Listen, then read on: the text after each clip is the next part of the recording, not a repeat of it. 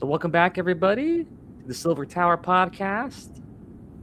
Recently, the AOS Tzeentch Army Rules came out and book and all that for 4th edition. So we're going to cover that today. In AOS, that's the army I play. So it's kind of the main reason why, on top of the podcast kind of being a little Tzeentch theme as well. So I want to go over and talk about and go over the rules.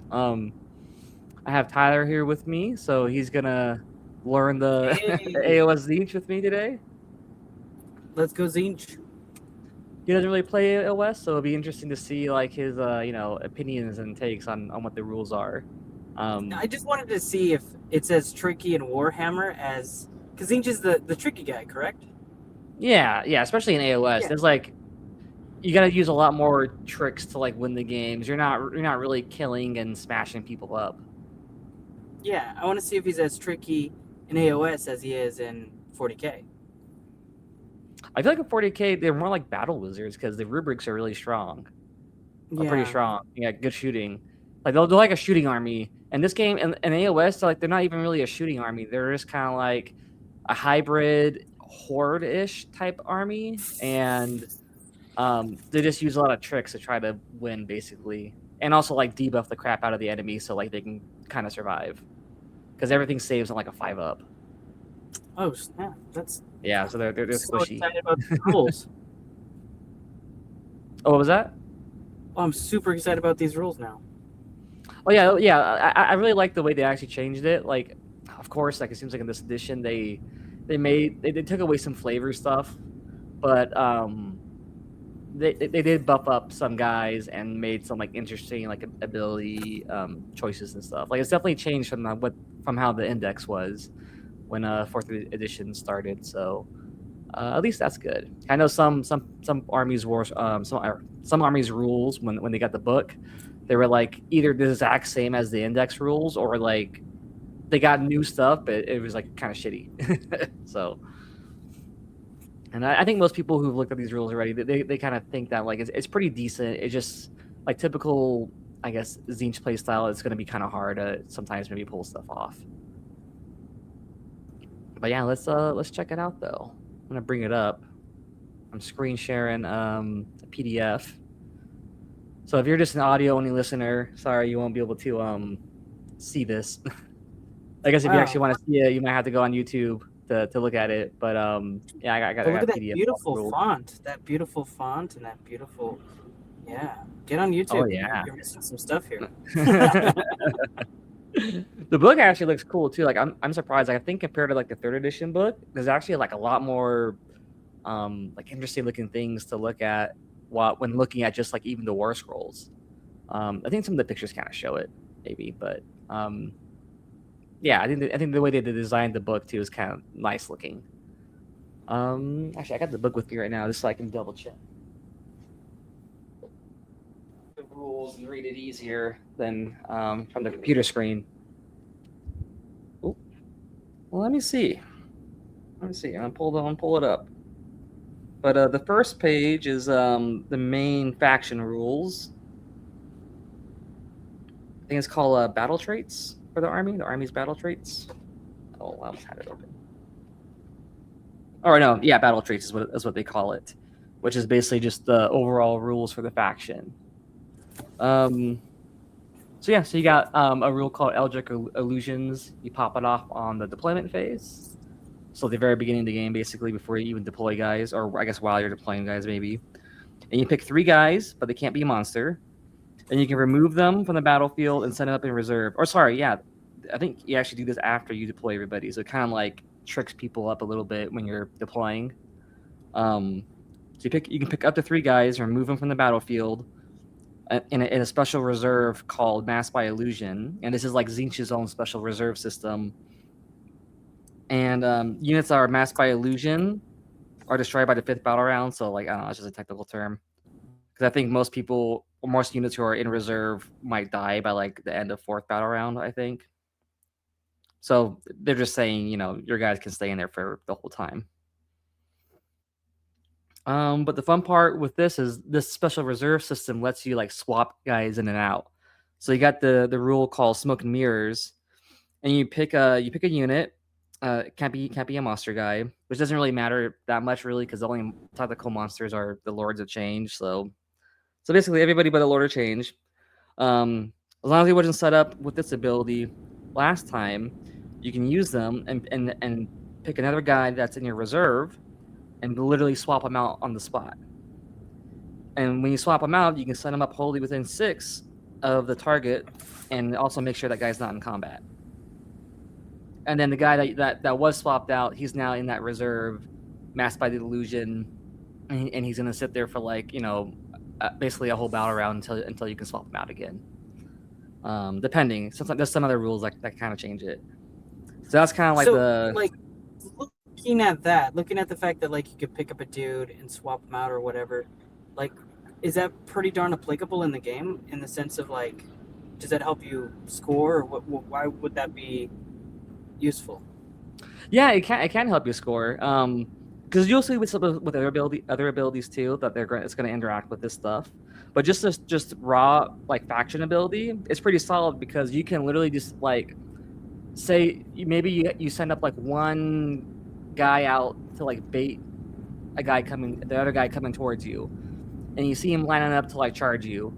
Well, like in your hero phase, which is like command phase in 40k, you swap them out, and now you swapped it out with like 20 Zangors. And in this game, Zangors are actually pretty snap. Cool. Yeah, so you just like swap them out with something bigger or better, and now it's like, all right, yeah, you still gonna charge me? Or the opposite happens. Like maybe you have your 20 Zangors up there, they're squishy, so they're like, okay, I'm gonna try to charge him during my round.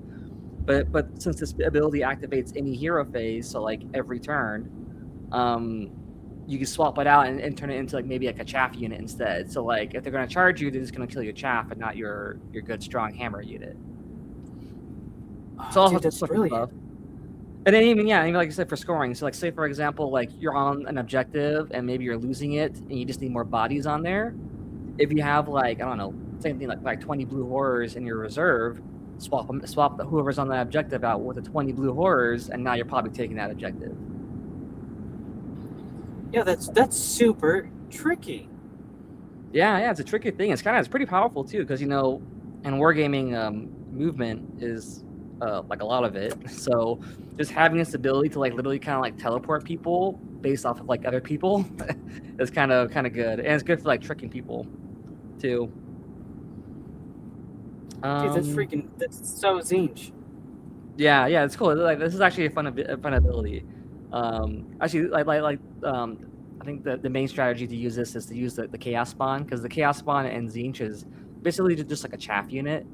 Like he's not very good. It's not going to be damaging anything really, but he always comes back to life, so he never permanently dies. If he dies, he just goes back into reserve. So people will just keep swapping out a chaos spawn with some other unit and just keep doing that back and forth throughout the whole game.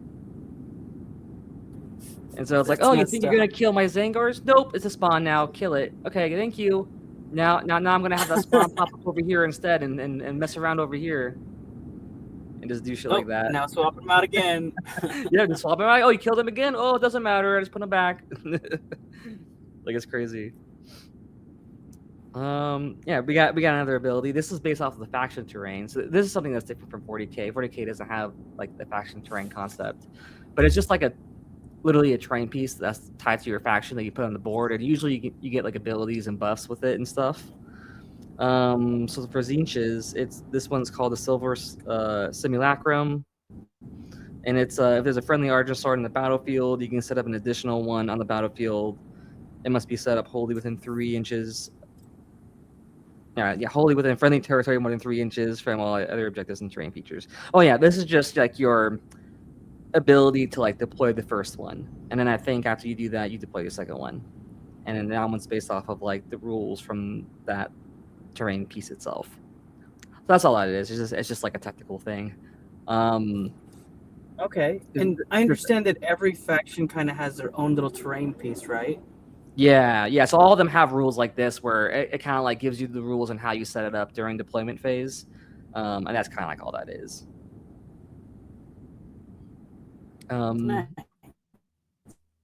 Yeah, another rule.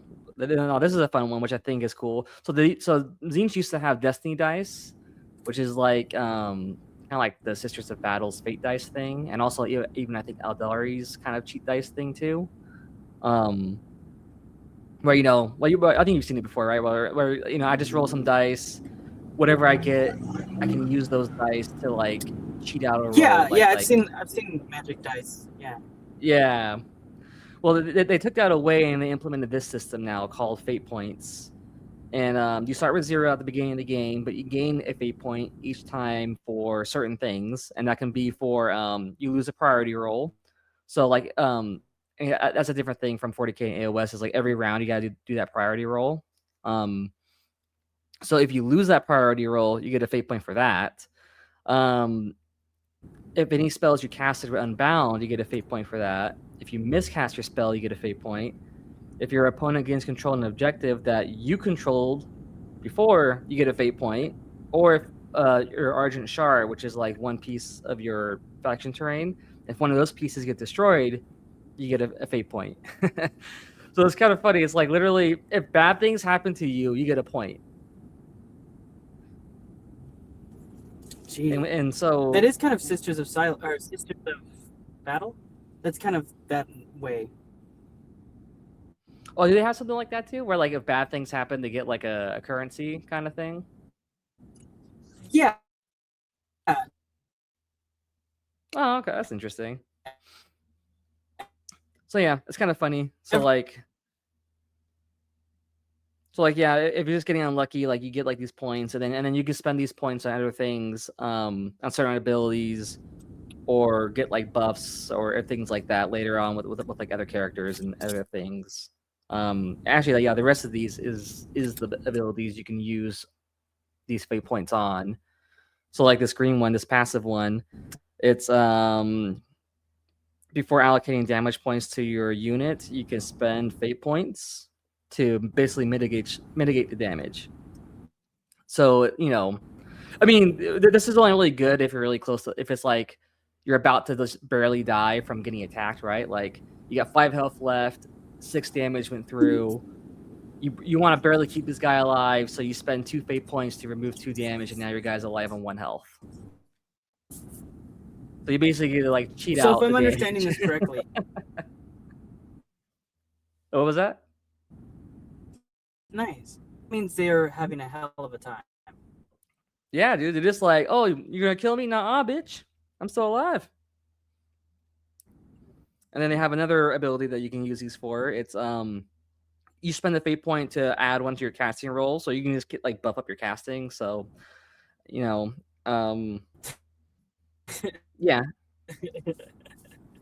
And also, I mean, this is a different thing from like AOS to 40k. These abilities say reaction. So technically, the way this works is you do this after you do those abilities. So, like for example, with the spellcasting one, you're supposed to like roll your dice, see what you got casted.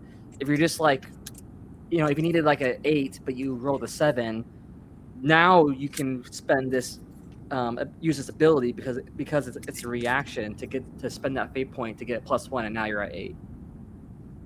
So it's funny, like it can actually like a better version of like these rules. Like you just react to it, like okay, my thing didn't happen. Let me spend the fate point, and it goes off now. So it's pretty funny. It's pretty cool. Yeah, they just let you cheat. So are we about cheating? And then the last ability you can do that's tied to the whole faction rules is basically for charges. So same thing, if you make a charge roll and you don't really make it, you can spend fate points to add 1 to the charge roll for each fate point that you spend. So same thing, you rolled a 5 and you needed a 7, spend 2 fate points, now you're in. So is it like AOS where you have 1 inch of engagement, or is that not a thing?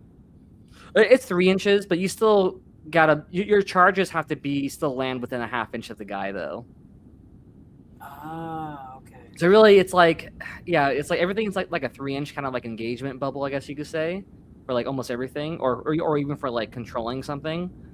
So so like even if you have enough movement to get like right up close to the guy, you still got to put your guys 3 inches away from them, and then when you make a charge, you just got to get like a 3 or better, basically. So which is almost guaranteed unless you roll 2 1s. That's one thing that can suck is sometimes you can still fail to charge even though you're right in front of them just because you roll like 2 1s, which is really silly. You got them fate dice. You can always add that Yeah, one. yep, exactly. With this, like it doesn't matter. Yeah.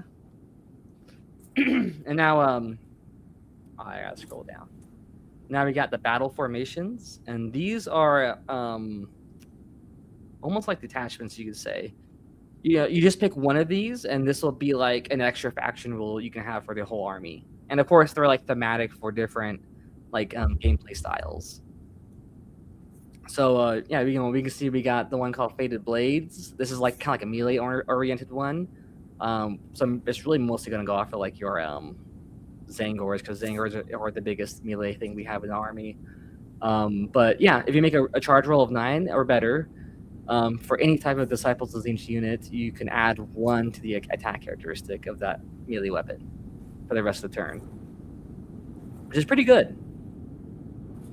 So like if you got like a 20 block of Zangors, you made a charge 9 or better.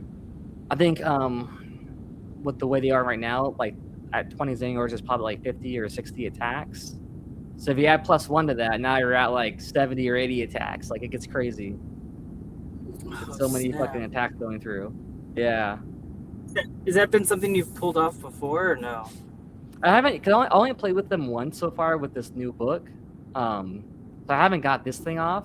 But when I did play, there are like other abilities that give you extra attack. And I did use that, and then that's literally what happened. I had like 80 attacks going through. It was stupid.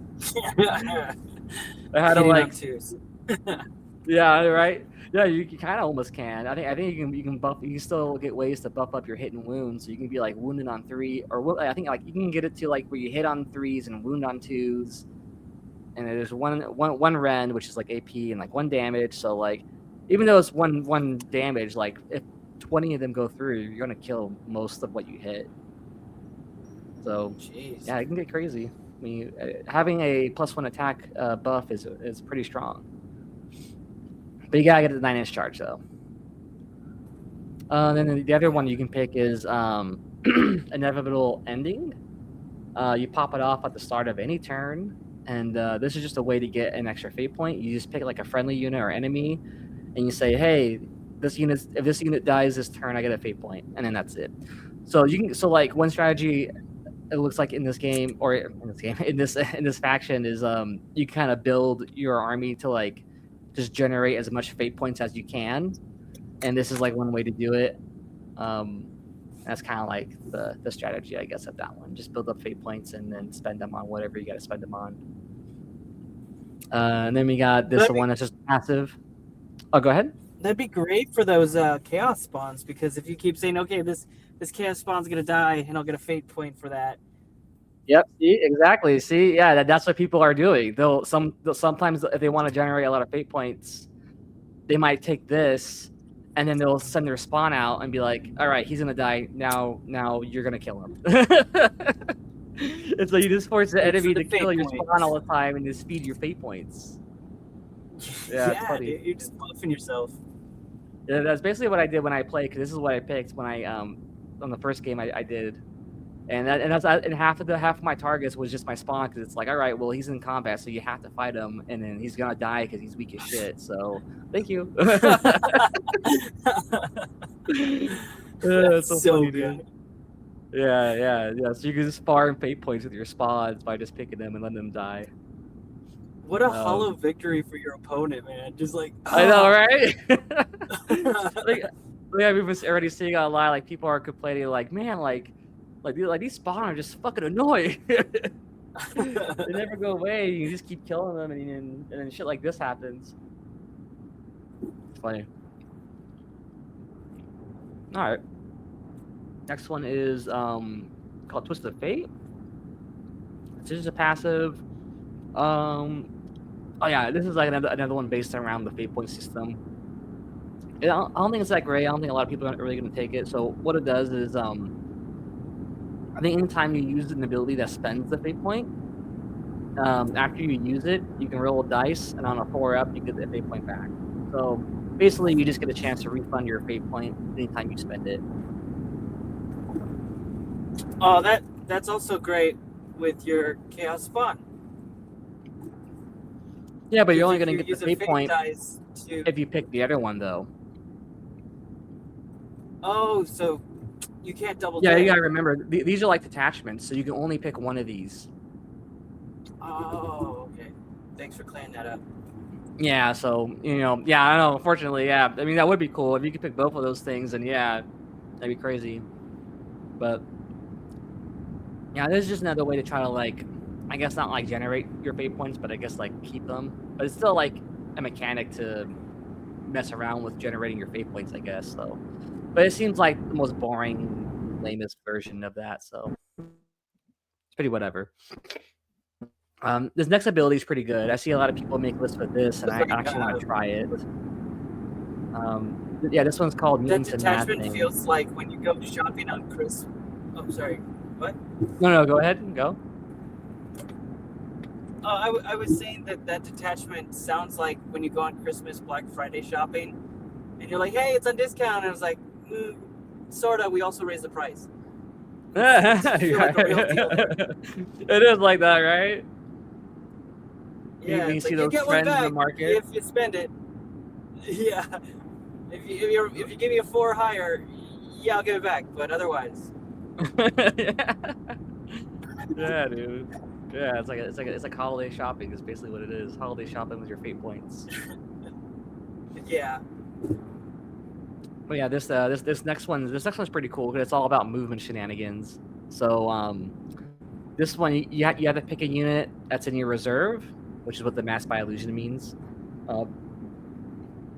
And then you can do this during your movement phase. And you can set that unit up within 6 inches of any battlefield edge. And you just got to be 9 inches away from the enemy, of course, like usual. And that's what it is. So it's kind of like a board edge, like deep strike kind of thing. But you can always pop this on anybody who's in your reserve. So that's kind of a cool thing. So maybe like round 2 or 3, you still got like a decent unit in your reserve. You can use this to like pop them out, and you just do it on any battlefield edge. And with how games go, usually like everybody's moving forward and up. So probably pop this on your enemy's back line. And now you're going to like back cap one of their objectives probably with that guy. So seems like a good little shenanigan thing. So yeah, I think the charging one that gives you +1 attack and this movement one is probably going to be the most popular picks. And then some people will probably mess around with the 8.1 for fun. I think that's kind of what it is. Yeah, Christmas shopping. I think my favorite one out of the detachments, I would say, what happened? I would say my favorite one out of the detachments is the swapper, where it's like, and I'm coming at him, and it's not him. That was never him. It was all an illusion. Oh yeah. Well, that's just your faction rules. So you're always gonna have that. That's like your baseline faction. Oh, you rules. always have that.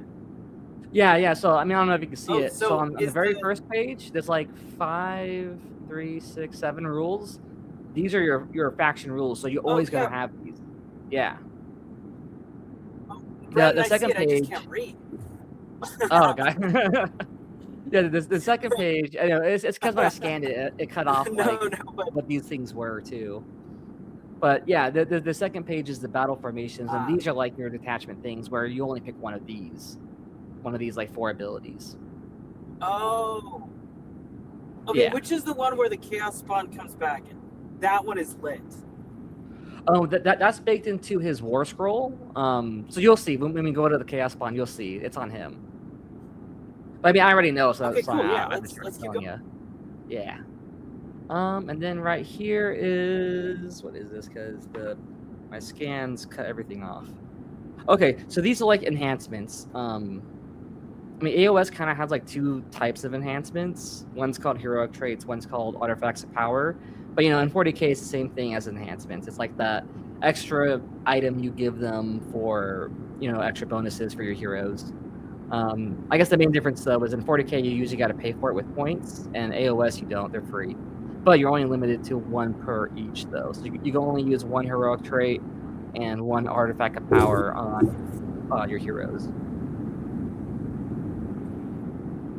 But yeah, we'll check them out. So we got, for the heroic traits, we got one called Silver Summoner.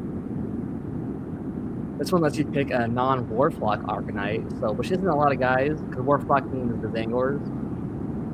So that literally only means like basically like chaos human sorcerers and like acolytes. And like that's it. There's not a lot of options with that. But it's still a pretty cool ability. It lets you can set up a replacement unit with half the number of models from the target. It's kind of like a AOS thing. Like if you ever bring guys back, you usually got to bring them back at like half strength. But yeah, you get to set up a replacement of someone who died, and you set them up more than 9 inches per many units and fully within 12 of the Argent Shard, which is your faction trait piece. And this is actually pretty good for movement shenanigans, mainly because your Argent Shard can actually like teleport in the game. So like every movement phase, you can actually teleport one of them, because your Argent Shard has 2 pieces to it. So you can teleport one of those pieces like almost anywhere on the board. So if you teleport it somewhere and then use this ability, you can now like bring back a dead, acolyte unit and just have them like cap an objective or something because of this ability. Wow. As long as you set everything up right. And is that at full? And you're saying it's not full strength though, right?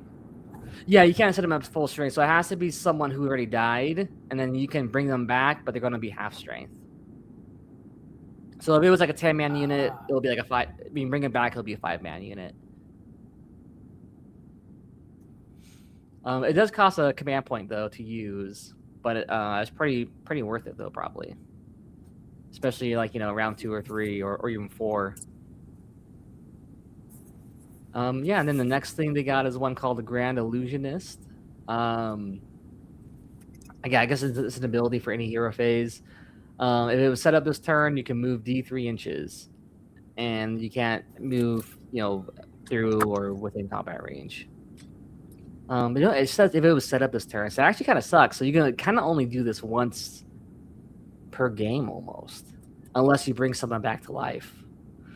Or they were swapped out basically with your smoke and mirrors reserve system thing. That's the only time this would pop off. So like I guess it could be good because you gotta remember these abilities are enhancements that are tied to heroes, and most of Tzeentch's heroes don't want to be fighting or anything. So like this is like very weird situational kind of thing where you might actually benefit from moving D3 inches somewhere whenever you set them up. So kind of a iffy whatever ability. And then we got this one, the next one called Devolving Aura. You pick an enemy unit within 12, and then you roll dice, add 1 to the roll if any damage points were allocated to the target this phase, and on a 3-up, the target has a maximum control score of 1 until the next turn. So that one's not bad, I guess. I guess if you don't plan to like have humans in your army and you're not going to bring them back, then you can probably pick this one just to like try to reduce control score down. Now, technically, you as a Tzeentch player, do you run a lot of humans? I actually do, yeah, because I actually kind of like the mortal side more than like the demon side. So I actually do like running those guys more. But like, yeah, but it's not a lot of guys still though. Like, because on the mortal side, it's literally just like the humans, which we just have like 1 unit of humans besides the heroes, and then it's all Zangors, which is like the normals put Zangors and the disc Zangors, and then that's all there is for like immortals really. But I like them better because that's like the actual like melee guys. The demons are just kind of like chaff, and the flamers are shooting, and that's really it. Because yeah, blue horrors are chaff, pink horrors are chaff, screamers are just basically flying chaff that are fast, and then your flamers are the only actual damage dealing unit, and that's really it. Yeah.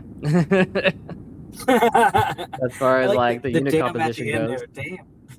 Yeah, that's it. Damn. Yeah. But yeah, out of these heroic traits, I think the Silver Summoner is pretty solid, especially if you're running a bunch of mortals. All right, yeah. Next, we got the Artifacts of Power, the other half of the enhancements. So yeah, you got one called Face Slicer. This one just gives you a fate point if any models were slain by this unit.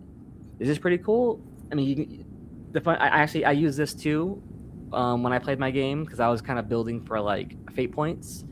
So you could probably like tie in that detachment rule, the battle trait, or battle formation rule, the one that gives you like +1 fate point if like an enemy or a friendly guy dies, like whoever you pick. And then you tie that to this rule where like if you just kill a model with like one of your heroes, you get a fate point. So you can like rack up like two fate points for sure per turn, maybe, if you're popping these abilities and using them on top of like the other ways you can get it. So like you can actually kind of rack up fate points quick if you kind of play it right. That's kind of fun one, Face Slicer. And then we got one called Cloaked in Weird Flame, which is just subtract 1 from wound rolls for attacks that target that unit. Probably only good if you're actually trying to get your guy in combat, but I guess it isn't bad if you just want to be really tanky with your guy and try to make him survive. And then we got this. Are there a lot of different ways to play them? Are there a lot of like tactical? So, for example, like when I did play AOS, the lizard guys, they always told me that's melee. Like you want to get in there, you want to punch. Like what are the different ways I can use these detachments? Is it always going to be a distance with my spells? No, yeah, there's different ways you can play it. So like I guess you can think of it as like there's different like like sub factions or styles, I guess you could say. I think Tzeentch innately is always going to have a lot of spells because like you're always going to have to bring like 2 or 3 heroes, and like all of your heroes are like every hero you have in the army is a spellcaster, so you're always going to have like 2, 3, or 6 or 9 spells in your army. So you're always going to be casting stuff. But besides the casting, yeah, I mean, there's really just kind of 2 styles you can play. It's either like you play heavy with the demons, and that's really more of like you're doing like a tanky build because of the blue orders kind of, or you do more of like a glass hammer build, I think, and that's more of like the mortals, like the humans and the Zangors and stuff. I mean, of course, you can like mix and match and stuff if you want, but usually people kind of like mostly sink their points into one version of it or the other. But that's kind of the only really way to do it, though. Is that, or some movement shenanigans. I think there's a couple guys that have some movement shenanigans stuff, so you can kind of do that. But yeah, it's like either be like a tanky castle or like a glass hammer. That's kind of like the main playing styles. And yeah, kind of like you're saying with the lizard men. It's good to see there's variety. Yeah, it's nice. Yeah, most armies have like a little bit of variety of like 2 or 3 different ways to play. Like I know with the lizardmen, yeah, you can do that. You can go like heavy on like infantry and cavalry and stuff, and be like very melee oriented. Or you can also be very like magic focused too. Like you can bring in a lot of like heroes who are actually really good spellcasters, and then just try to focus on your spellcasting stuff. I think a couple times when I've done some AOS RGTs, I've played against a guy who usually likes to do it like that. He'll bring a lot of wizards, and then he'll actually do better magic than me half the time because he'll have like +3 to his spell cast. Like every spell he does goes off, and a bunch of like crazy tricks and shit. But yeah, the last artifact we got is called Cello Wizard. Cello Wizard. Yeah, it's called Kyric. It's add 1 to or subtract 1 from the casting roll of a spell that you casted yourself, and you can use this ability more than once per phase. So this is kind of funny. I mean, this is pretty good. So like, if you just want straight +1 casting, then you can use this for that. But the funny part is you can subtract 1 from your spell, which is like, it seems weird because it's like, why are you going to make your spell worse? But because we get fate points for having our spells unbounded. That's probably why you'll want to do it. So you can like cast your spell, maybe barely get it off, and then be like, you know what? It's a -1. Do you want to unbind my spell? And then it makes it easier for them to unbind your spell. That way you can get a fate point. So you can like self-sabotage yourself just to get a fate point. You're like, it's kind of silly. But yeah, this is like some of the changes that I think are That's funny so and kind of funny. fun. Yeah, like they got like silly ways to use these mechanics where it's like, oh yeah, you can get this thing, but you gotta fuck yourself over for it though. It's kind of like really Tzeentch That's thing. like the isn't there like a seduction one? Isn't there's like a seduction one where like you can seduce your someone else's army and they can like accept your offer or something like that? It has to do Oh, with that's the daughters of something. yeah, that's Slaanesh. If you're Yes, playing it Slaanesh, they reminds have me of that same that. The mechanic. Slaanesh. Mm-hmm. Yes. I think they have it. Yeah, that's kind of like a fun thematic-ish thing. I think the way that one works is it like I don't know. I think they let you like modify a dice roll to be a 6 or something. But when they offer it to you, it's like, okay, you can take it and get a 6, but then they get like a point for something.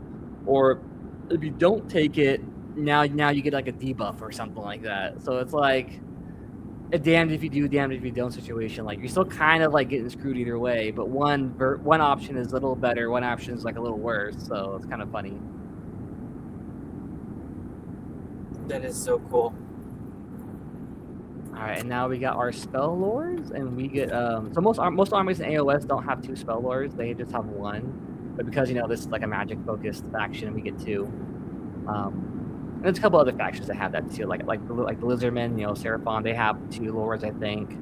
Maybe I don't remember. Maybe they don't. I think the elves do, the Lumina, like the high elves, they have 2 lords, I think, and maybe some other factions, a couple other factions. Yeah, the lores that we got. So yeah, we'll look at the lore of Fate.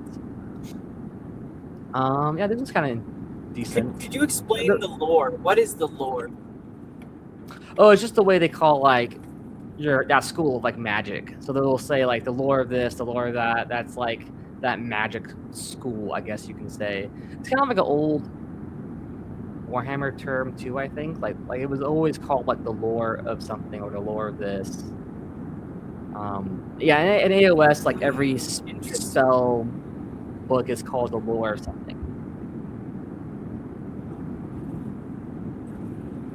So yeah, for Tzeentch, it's just lore of Fate, lore of Change, because those are just like, I guess, thematic names for Tzeentch. Yeah. Yeah, so like one spell is called the Infernal Gateway. With this one, it's a damage spell. So you pick a guy within 18, you gotta cast it on a 6. You roll 5 dice or a number equal to your fate points. So if you got a lot of fate points, the spell could be even better. So that's kind of like a reason why they maybe stock up on fate points and not spend them, is if you want to like really buff out this spell. But when you roll those dice, it's every 4 up does a mortal damage. So yeah, if you get a lot of fate points, you can really make this go crazy. I think I was watching a video and someone was talking about their game, and they were saying like they were able to get like 15 fate points by like round 3 or something. Which, yeah, you definitely could. So like imagine popping this spell off on like round 3, and you just roll 15 dice, and a 4 up is immortal. Like you're probably gonna do like 6 mortal wounds to a guy or something. Yeah, not bad. That's a great odds right there. Yeah, it's not bad. Yeah, especially on a 4 up too, because usually like these abilities, they pop on like 5s or 6s. Yeah. So having it be a 4 up is pretty nice. How many chaos spawns had to die to get 15 fate points? Well, you could probably only max it out like 2 per turn, so probably unfortunately not that much. But if you were able to do it every turn, you could get like 2 per round, 2 for 10 fate points maybe by the end of the game. But yeah, it's actually not that much. But still, maybe two extra fate points a round for killing a spawn isn't bad, maybe. Yeah. Yeah, the next spell. This is like a defensive spell. So it's a 12-inch range, and I think you pick a enemy unit. Yeah, it's a 6 to make the cast, and then this one is. Oh, sorry, you pick a friendly unit. You don't pick an enemy unit. But so yeah, you pick a friendly unit, and then what this spell does is if there's no visible enemy units. Oh, sorry, I didn't mean to read the whole thing. So it says until the start of your next turn, friendly Tzeentch units are not visible to enemy units more than 12 inches away from them, while those friendly units are not wholly within 12 of a friendly Tzeentch unit that was set up in the same turn. Well, that's kind of a weird little end caveat. Oh, it's probably so you can't like plop a guy on the ground and then pop the spell on them or something. But so basically, if one of your dudes are more than 12 inches away from someone, they can't be shot at with range spells. No, they can't even be seen, they're not even visible. So it's not just shooting, it's anything. It's any kind of ability that might require visibility. They can't see them and do anything to them, which can be like spells or shooting attacks or any other kind of like ability. So it kind of cool. Kind of makes like a little screen for you. The next spell we got is called Shield of Fate. This is a good one. This is the one I always like to pop up my Zangors. It actually makes your Zangors a lot tankier, even though they only got a 5-up save. So this one, you pick a friendly unit, wholly within 12. You cast it on a 7. And then what you get is you get a 5-up ward and a -1 to be hit for until like the next hero phase, or your next hero phase actually. So yeah, this is a good one. Getting a 5-up ward and whoever hits you is -1 to hit. It actually helps them be a lot tankier. So that one's always solid. And that's it for Lore of Fate. And then we got Lore of Change. We got a Bolt of Tzeentch. This is another damage spell. You just pick a guy with an 18, cast it on a 7, and it does D3 mortal damage on them, but it also will do a -1 wound debuff to them as well. So it's cool. You get this damage with a little bit of a debuff.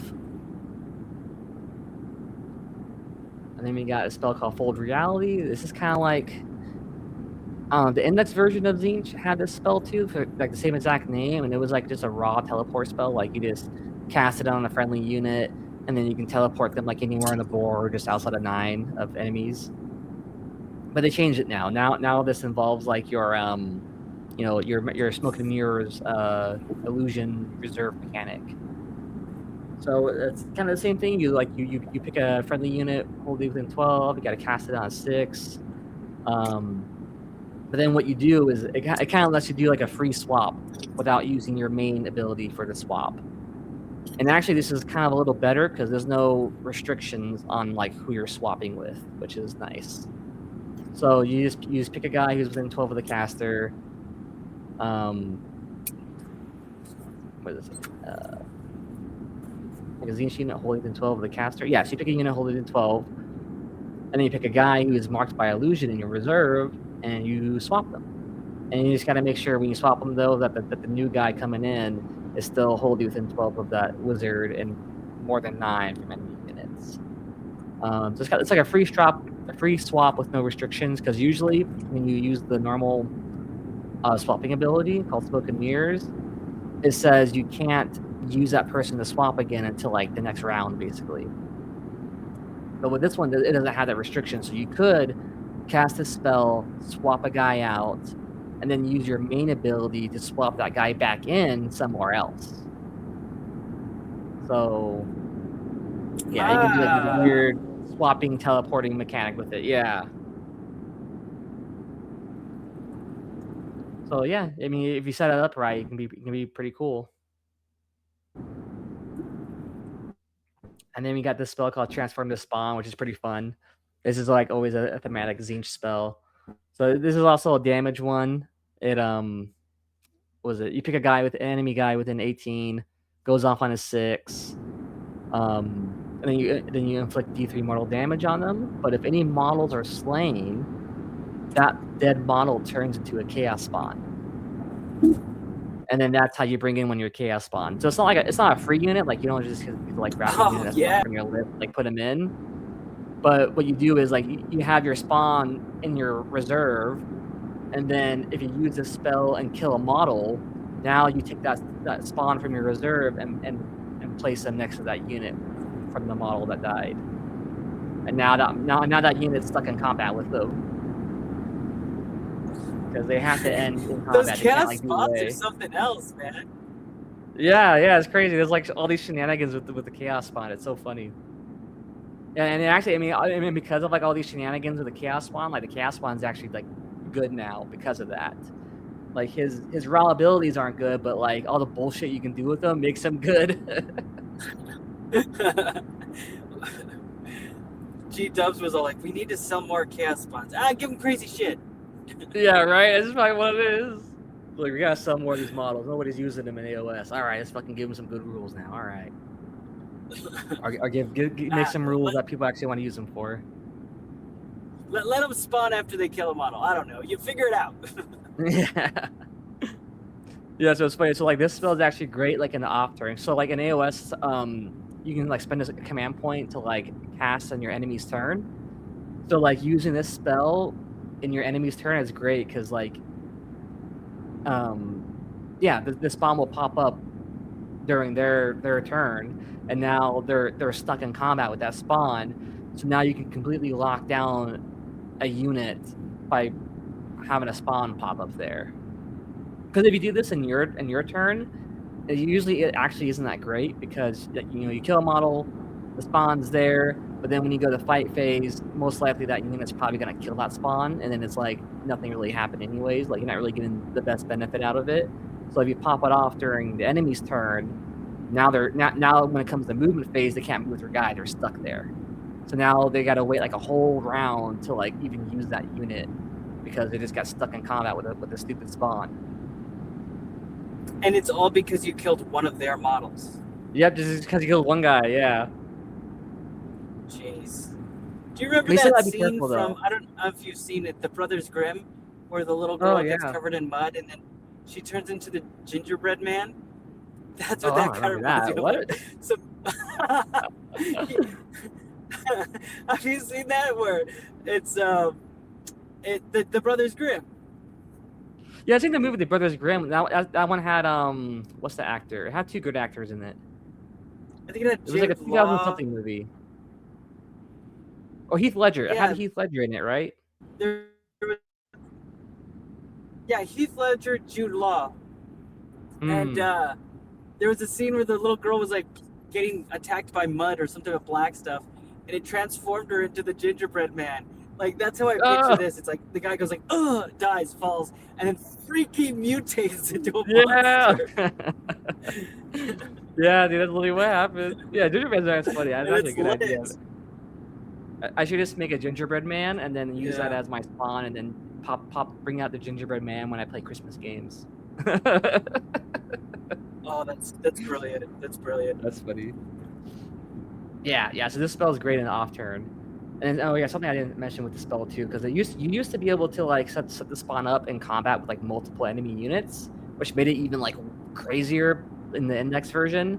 But now they kind of I guess fixed that problem, and now you can only set it up in combat with the guy that you did the spell on, or with one unit. You can't have it tied in combat with multiple units. So you can only tie down one unit basically.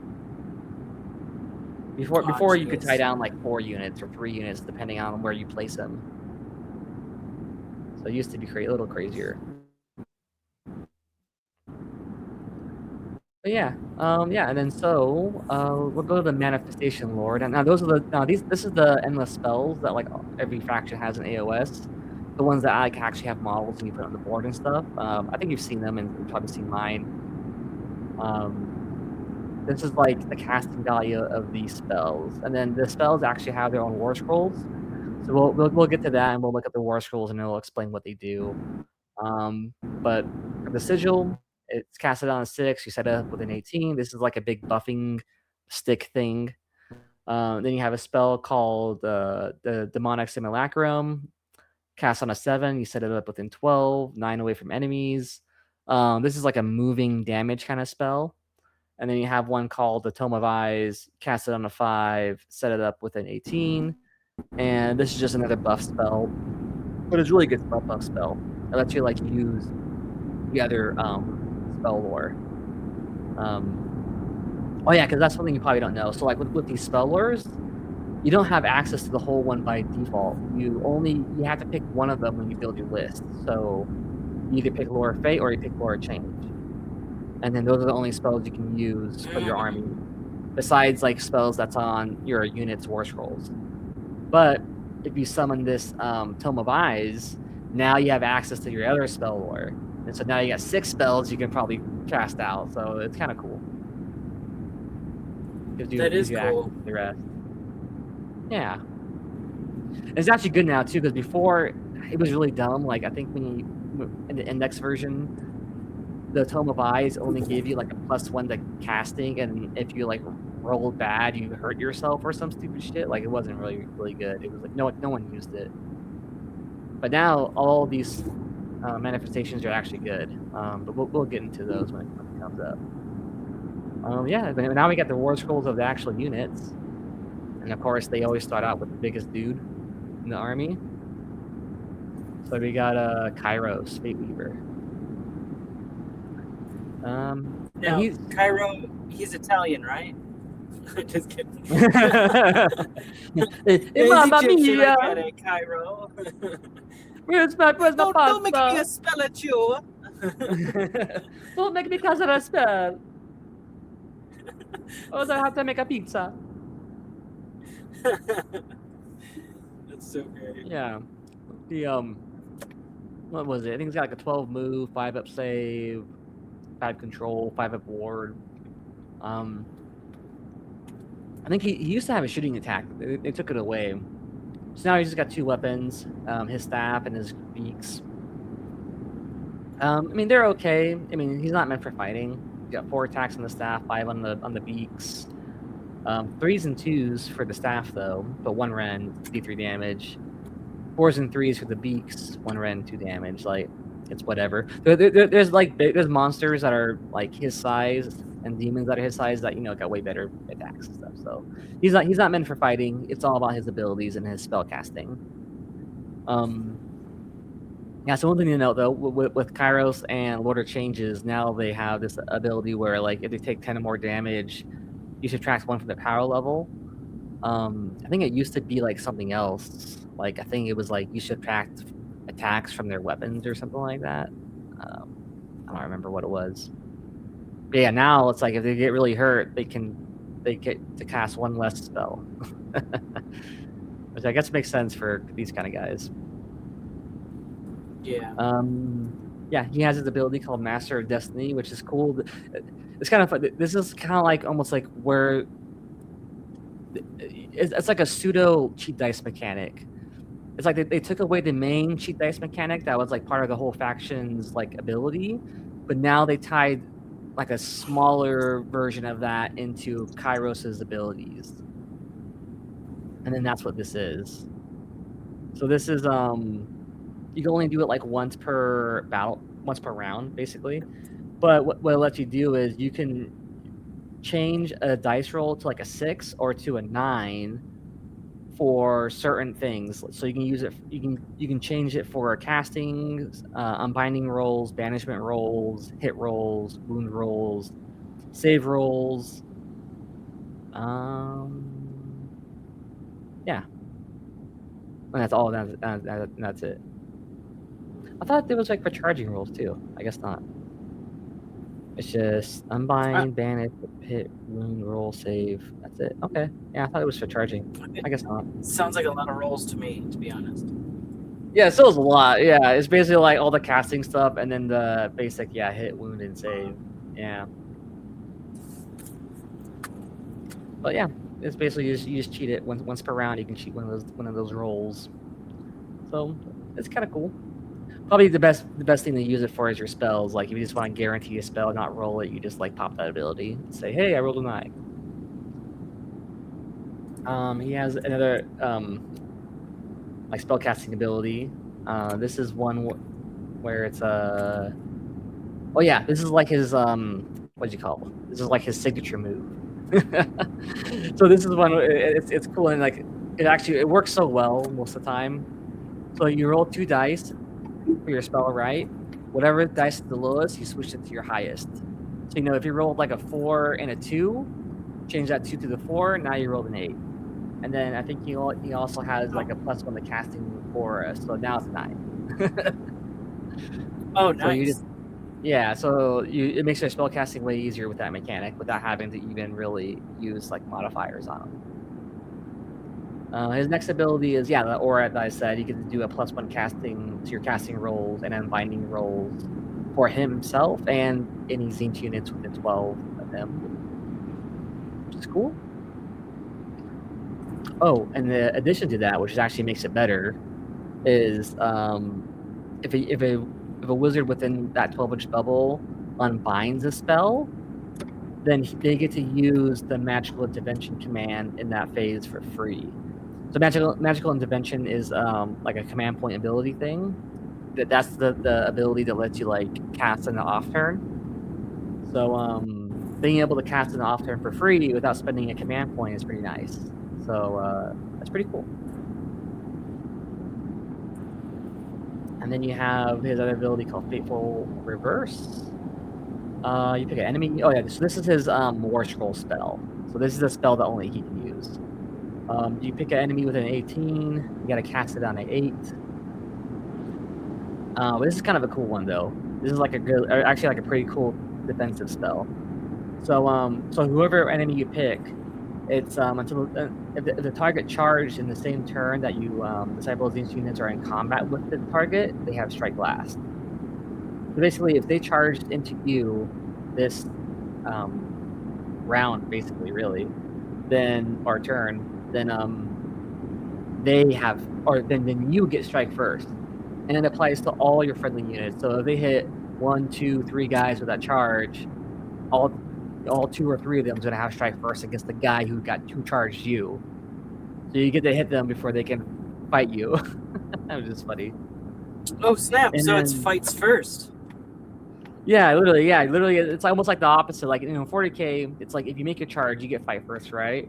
But with this spell, it's like if you make the charge, now the enemy gets fight first instead. So it's like, oh shit, all right.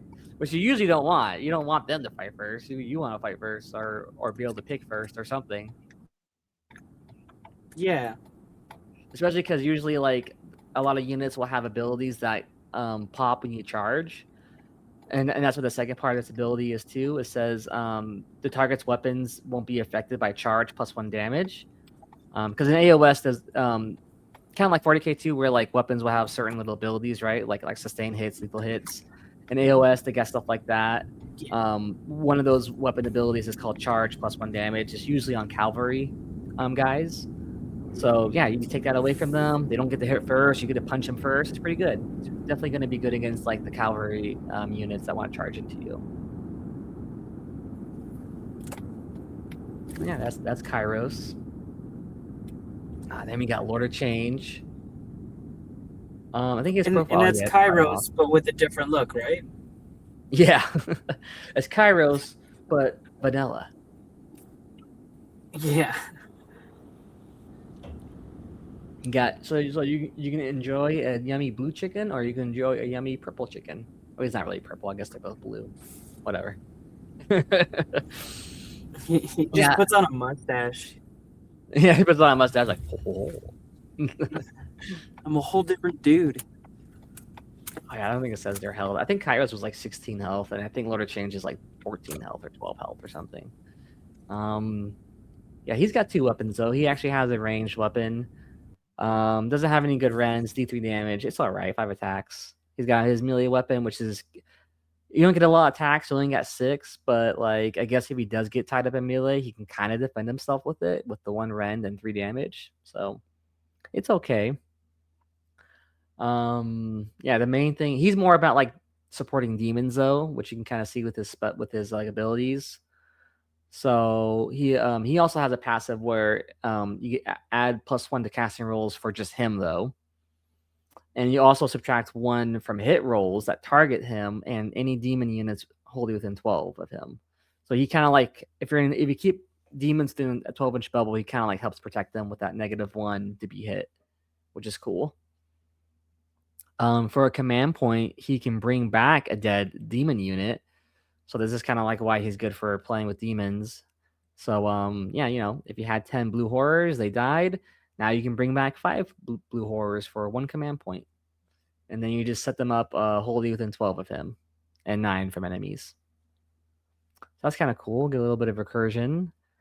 And then in hero phase, he's got a... Yeah, this is his own spell. You pick an enemy unit within 18. No, sorry. You pick a friendly unit within 18. You cast it on a 6. And then that target can use the normal move ability. But they have to end closer to the Lord of Change. So that little caveat's kind of funny. Because it's like, oh, you get to use a free move, but you can't just go anywhere. You have to move closer towards him. But again, depending how you set things up, it's not too bad, actually. It doesn't have to, like, be a straight line towards him or anything. You just have to, like, move somewhat closer to him. So as long as he's not, like, completely opposite of the direction you want to go, you should be good to kind of move your guys however you want to move them. Yeah, I think usually this is like a defensive kind of thing. Like maybe you'll move some blue horrors left or right to kind of block off an area so like the enemy can't charge you or something. Makes sense to me. So pretty cool. That's how he is. And then we got a fun hero called the Changeling. I think he's also in 40k too if you play demons. Yeah, I think he's just like a little trickster. Of course, his melee isn't anything great. It's just like 3 attacks, 1 rend, D3 damage. Like you're never really gonna get anything with that. Yeah, he's got his... I should just look at my book. It's kind of easier to read. Yeah, he's got an ability called Puckish Misdirection. And it's if they are wholly within 12... While they are wholly within 12 of this unit. Okay, so there's someone. Friendly Tzeentch units can use redeploy even if they were set up in the same turn. Oh, yeah. That's cool. So it sounds like maybe if you're using your teleport spells or something, like maybe you have this guy somewhere and then you swap in another unit around him, they can now use redeploy in that turn that they were set up. Because usually you can't do that because redeploy counts as run and you can't run when you set guys up. And redeploy is like another like off-turn ability thing you use CPU for. And it just lets you like redeploy is like you just roll a dice on it, and yeah, you just roll a d6 and then that's the extra movement you get to do when it's your opponent's turn. So this one just lets you do it for free and in the same turn, which is kind of cool. And then he's got one called Arch Deceiver. You can only use it if it's masked by illusion. So if he's in your reserve, and then you pick a model and a Tzeentch unit to be the target, and then that target can immediately use a spell ability. And when it does so, measure the range and visibility of that spell from the target. The target is treated as the caster for the purpose of other abilities such as Unbind. Huh?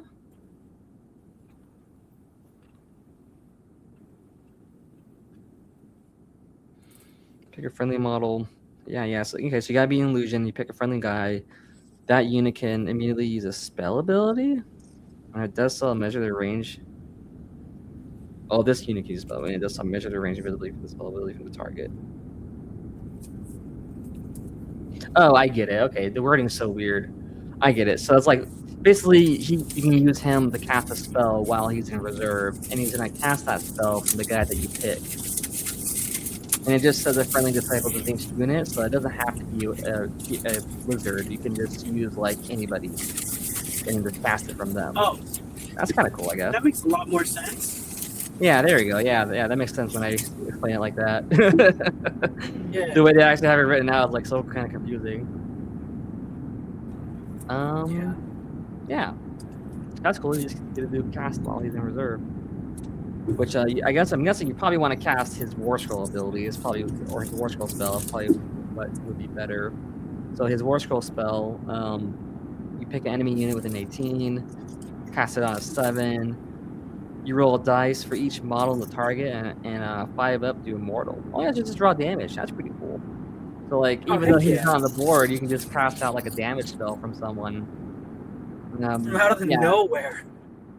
yeah, right. Just be like, oh, like here's like a 10 Zangors over here. Okay, now the Zangors are casting a spell at you. Like, what the fuck? It's not bad. It's like a chaff bearing spell because it's yeah, you roll a dice for each target, for each model in the unit. So yeah, if you're doing this on like 20 clan rats or some shit, you'll probably fuck them up pretty good, hopefully. That's brilliant. What That's tactic? cool. That's not bad. It's not bad. All right, nice. Now we got some other demon heroes. We got Fate Skimmer. This is a guy on a disc, or on disc, which is like a Tzeentch chariot kind of thing. Yeah, I got 12-inch move, which is nice. He's a chariot, 10 health, which ain't bad either, I guess.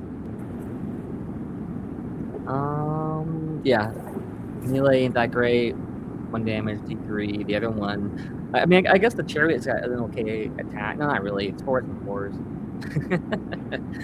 Yeah, you ain't really killing anything if you charge this guy. But his ability is the companion weapons used by Tzeentch units have crit 2 hits while they hold within 12 with this guy. I mean, it's interesting, but there's not a lot of companion weapons in this army, so it's kind of whatever. And crit 2 hits is like sustained hits in 40k. So, you know, if you roll a 6 on your hit, you get like an extra hit.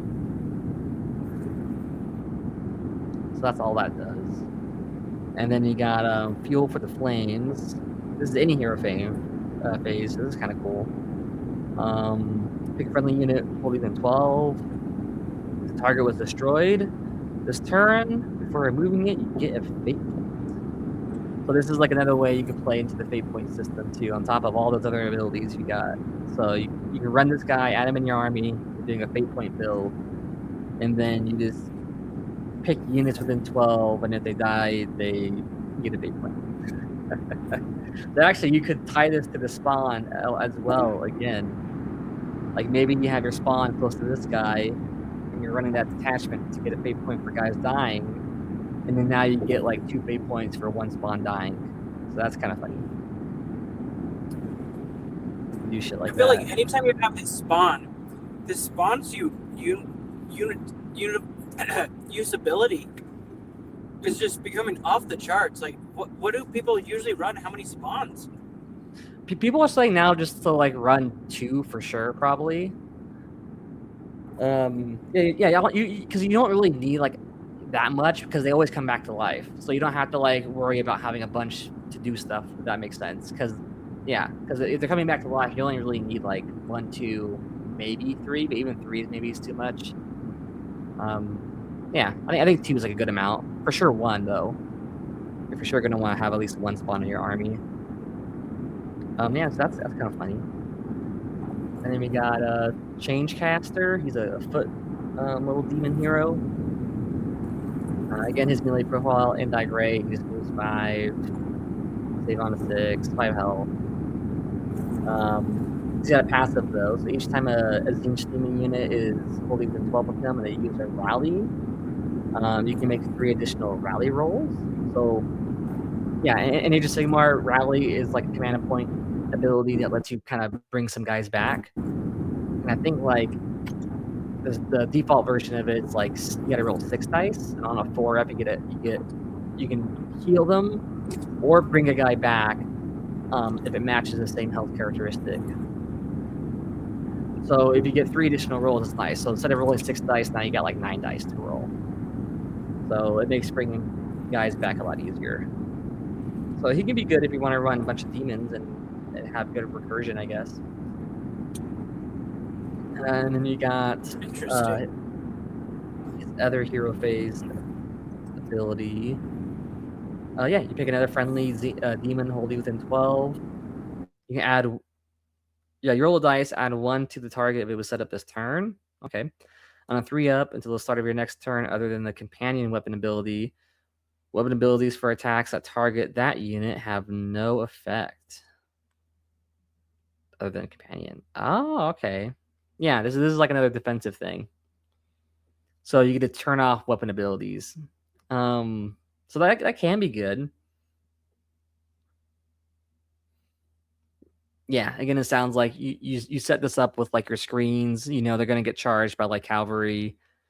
You try to pop this ability, and now those cavalry is not gonna have any weapon abilities. So, it's all right. It doesn't sound bad. Kind of cool.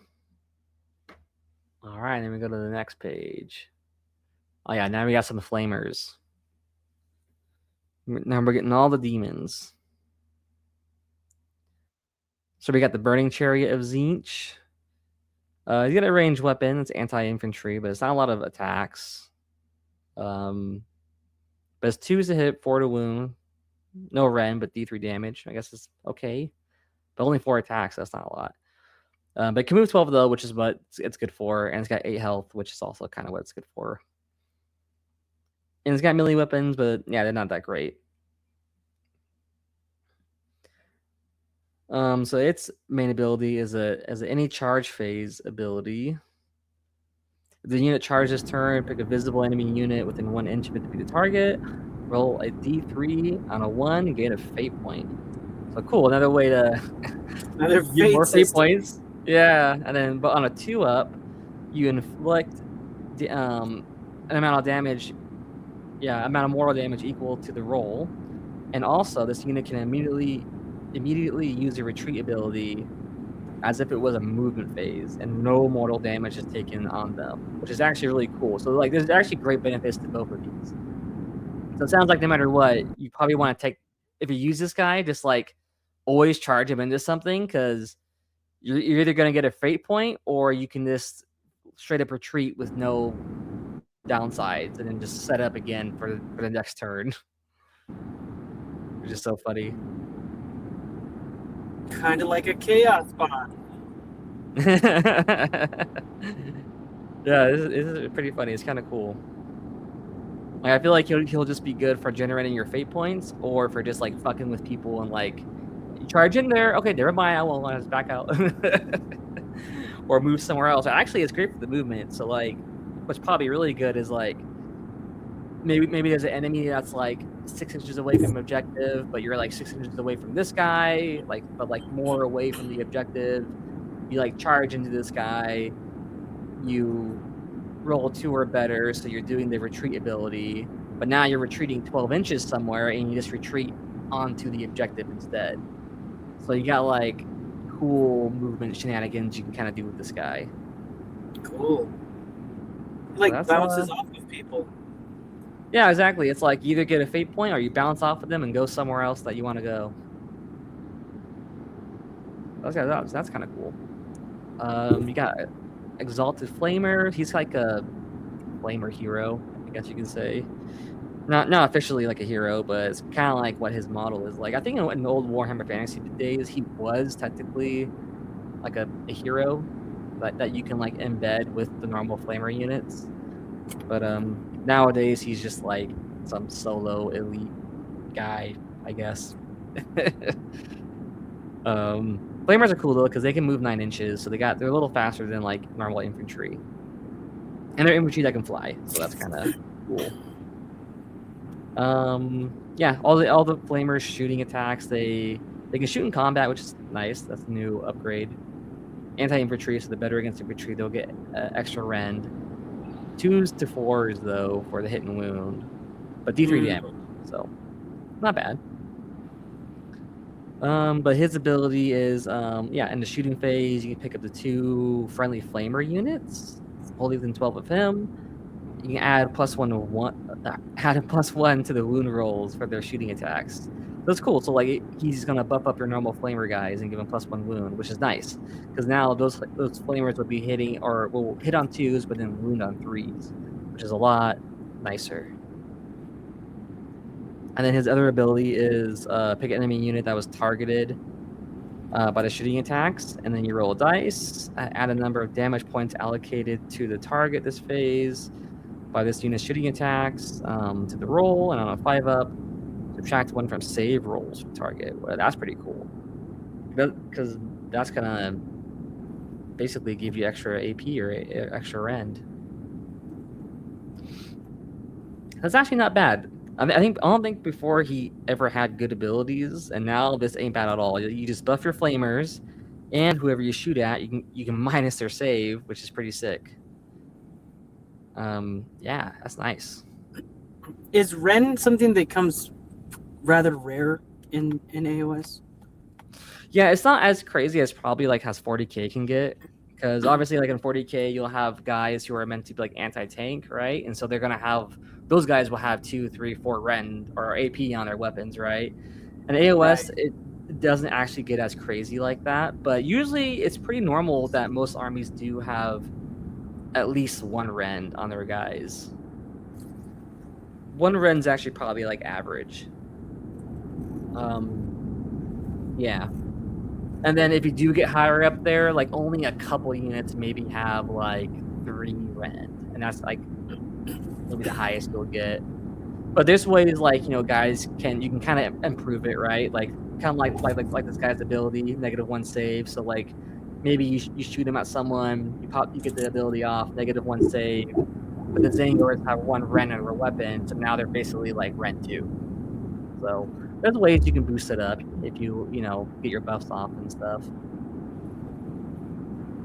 Yeah, we can look at the normal flamers. Yeah, I already said their range weapon profile. Yeah, but their shooting ability. You pick an enemy unit that had damage points allocated to it this turn. And then the target now has the burning keyword for the rest of the battle. Oh yeah, so that's funny. So and the index version of these used to be the burning mechanic, which was like a permanent, not really permanent, but like a debuff that would always last on you the whole game, and like every turn you take like D3 damage from it, unless you like healed it off or something. So now it's like the flamers kind of have this ability now, is what it seems like. Oh, that is cool. So yeah, it's like if you shoot a guy, you have a chance to make him burning, and then the other part of the ability says, oh yeah, you can use the ability even if you're destroyed, so that's cool. So even if you get killed off, you can still pop it off. And you pick any number of burning enemy units to anybody who got burning. You roll a D3 on each target. On a 1, they're not burning anymore. On a 2-up, they stay burning, and you do that amount of damage to them. So actually, this kind of works like the old version of that burning rule, because like when the 4th edition first dropped, this basically was the burning rule, but then they kind of changed it to be a little better like 3 or 4 months later on. So now they kind of have like the shittier version of the burning on here, but it's still cool though, because like, yeah, you just whoever you damage gets burning now, and now they're just gonna keep burning forever. And actually, this doesn't even explain a way to take off the burning.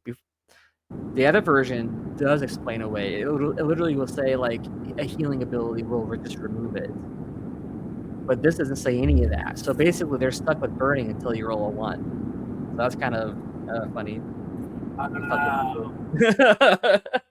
If you get lucky, you just never roll a 1, and you're just constantly damaging them, and they're like, "What the fuck?"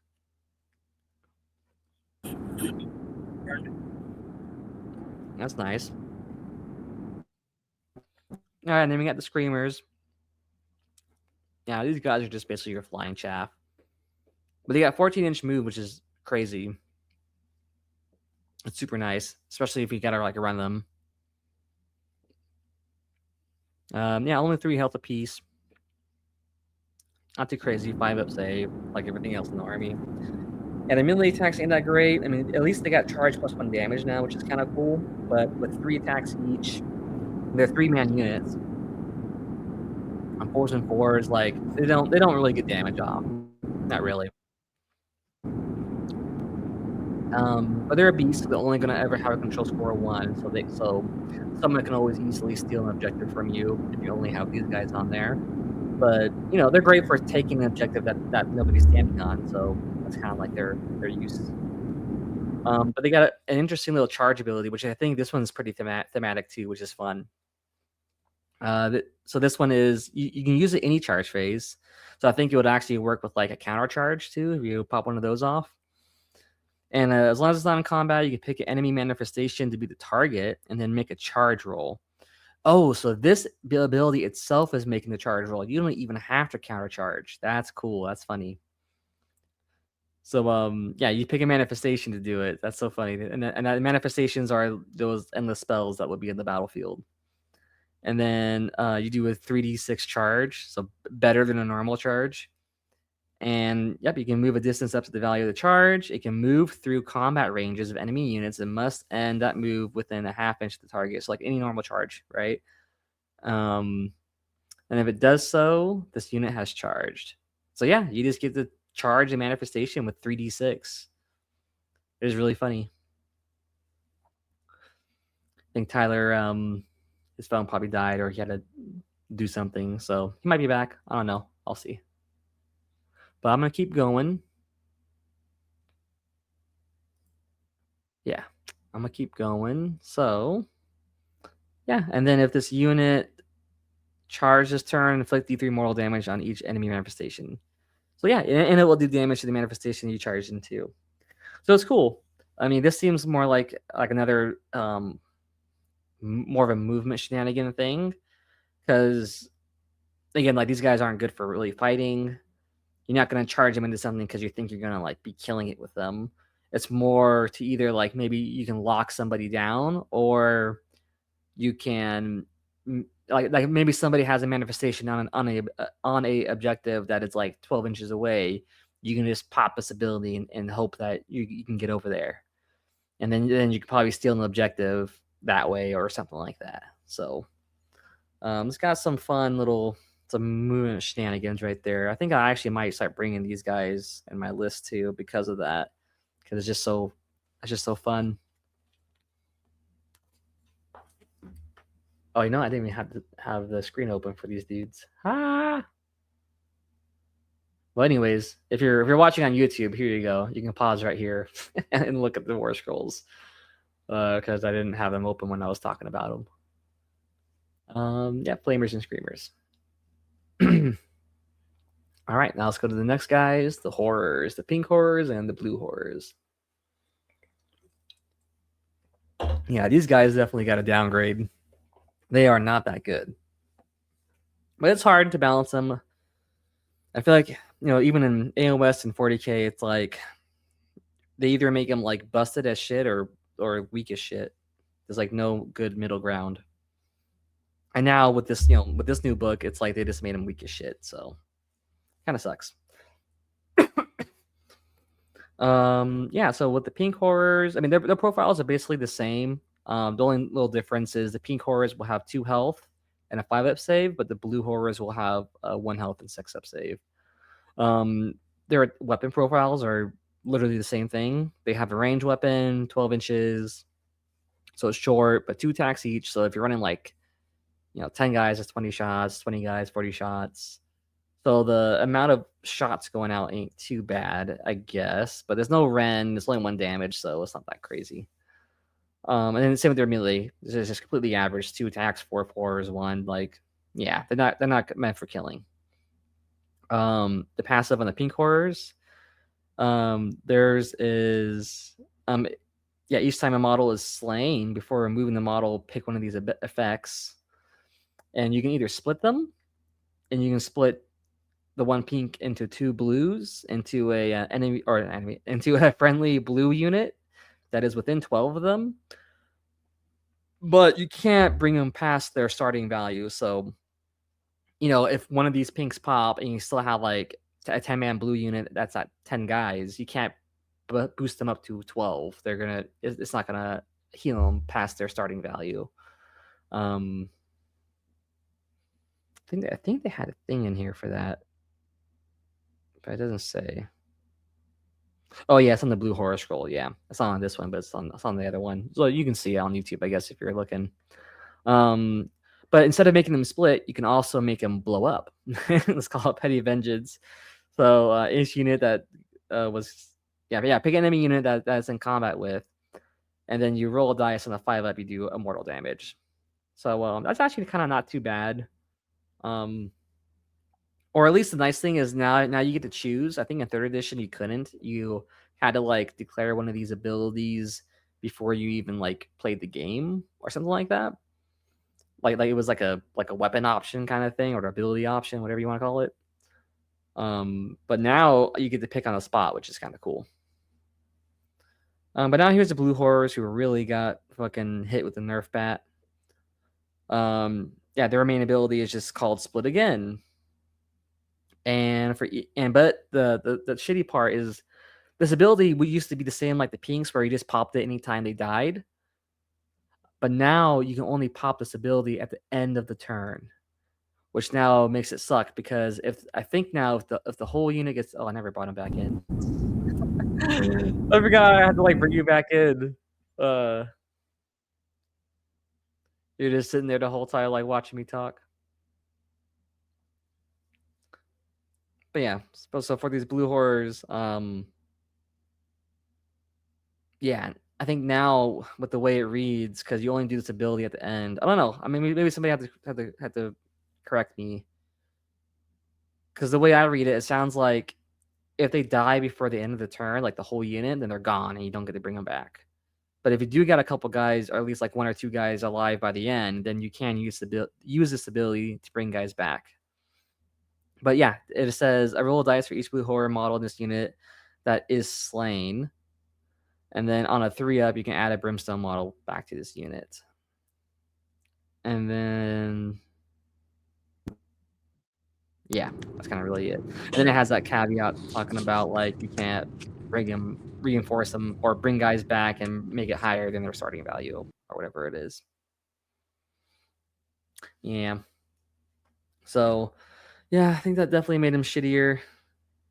Yeah, the reason I think why this split again ability won't work if they die before the end of the turn is because how can you pop the ability if they're dead, basically, you know?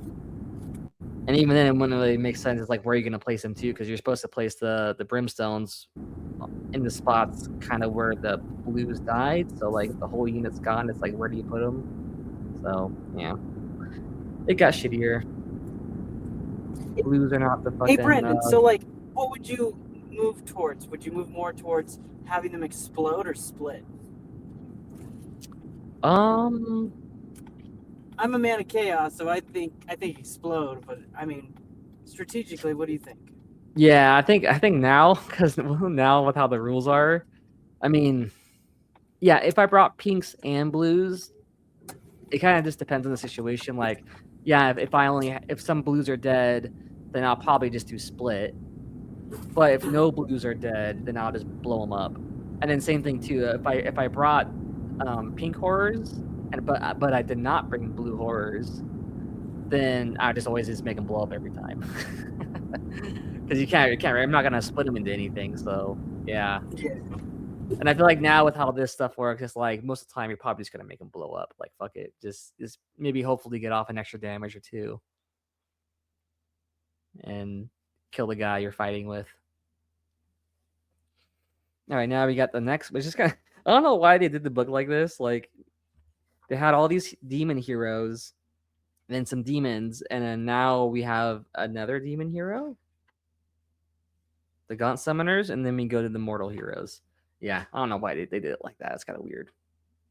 Oh yeah, this is kind of what I was talking about too, with like the layout of the book. You can kind of see it in the picture. They have like these little lore text things on the side, which is pretty cool. I don't think the other book really had that as much.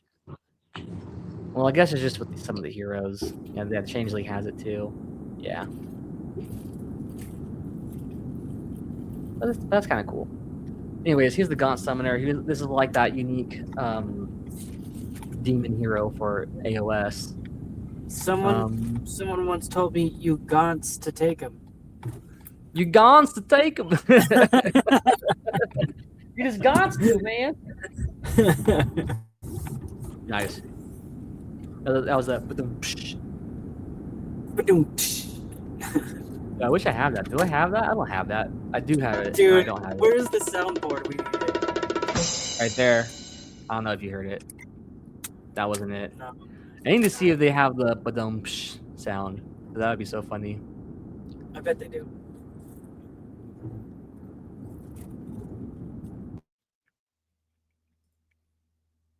Oh, look, they have a laugh track.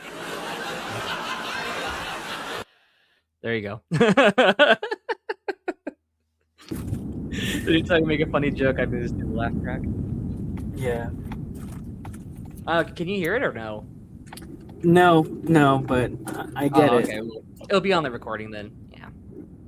Was it like a sitcom one? Yeah. That's great. Sitcom ones were like, ah, or it's like 20 people laughing or something. Yeah. All right, the Gaunt Summoner. This is the disc version, so he's got 14-inch move, which is nice. 7 health. I think he got a little bit more health. Maybe. Still a 5-up save though. Yeah. Again, well, he's got a range attack with 3 attacks. It's like you're never gonna get him off. Same with melee. His melee ain't great. Doesn't even bother talking about.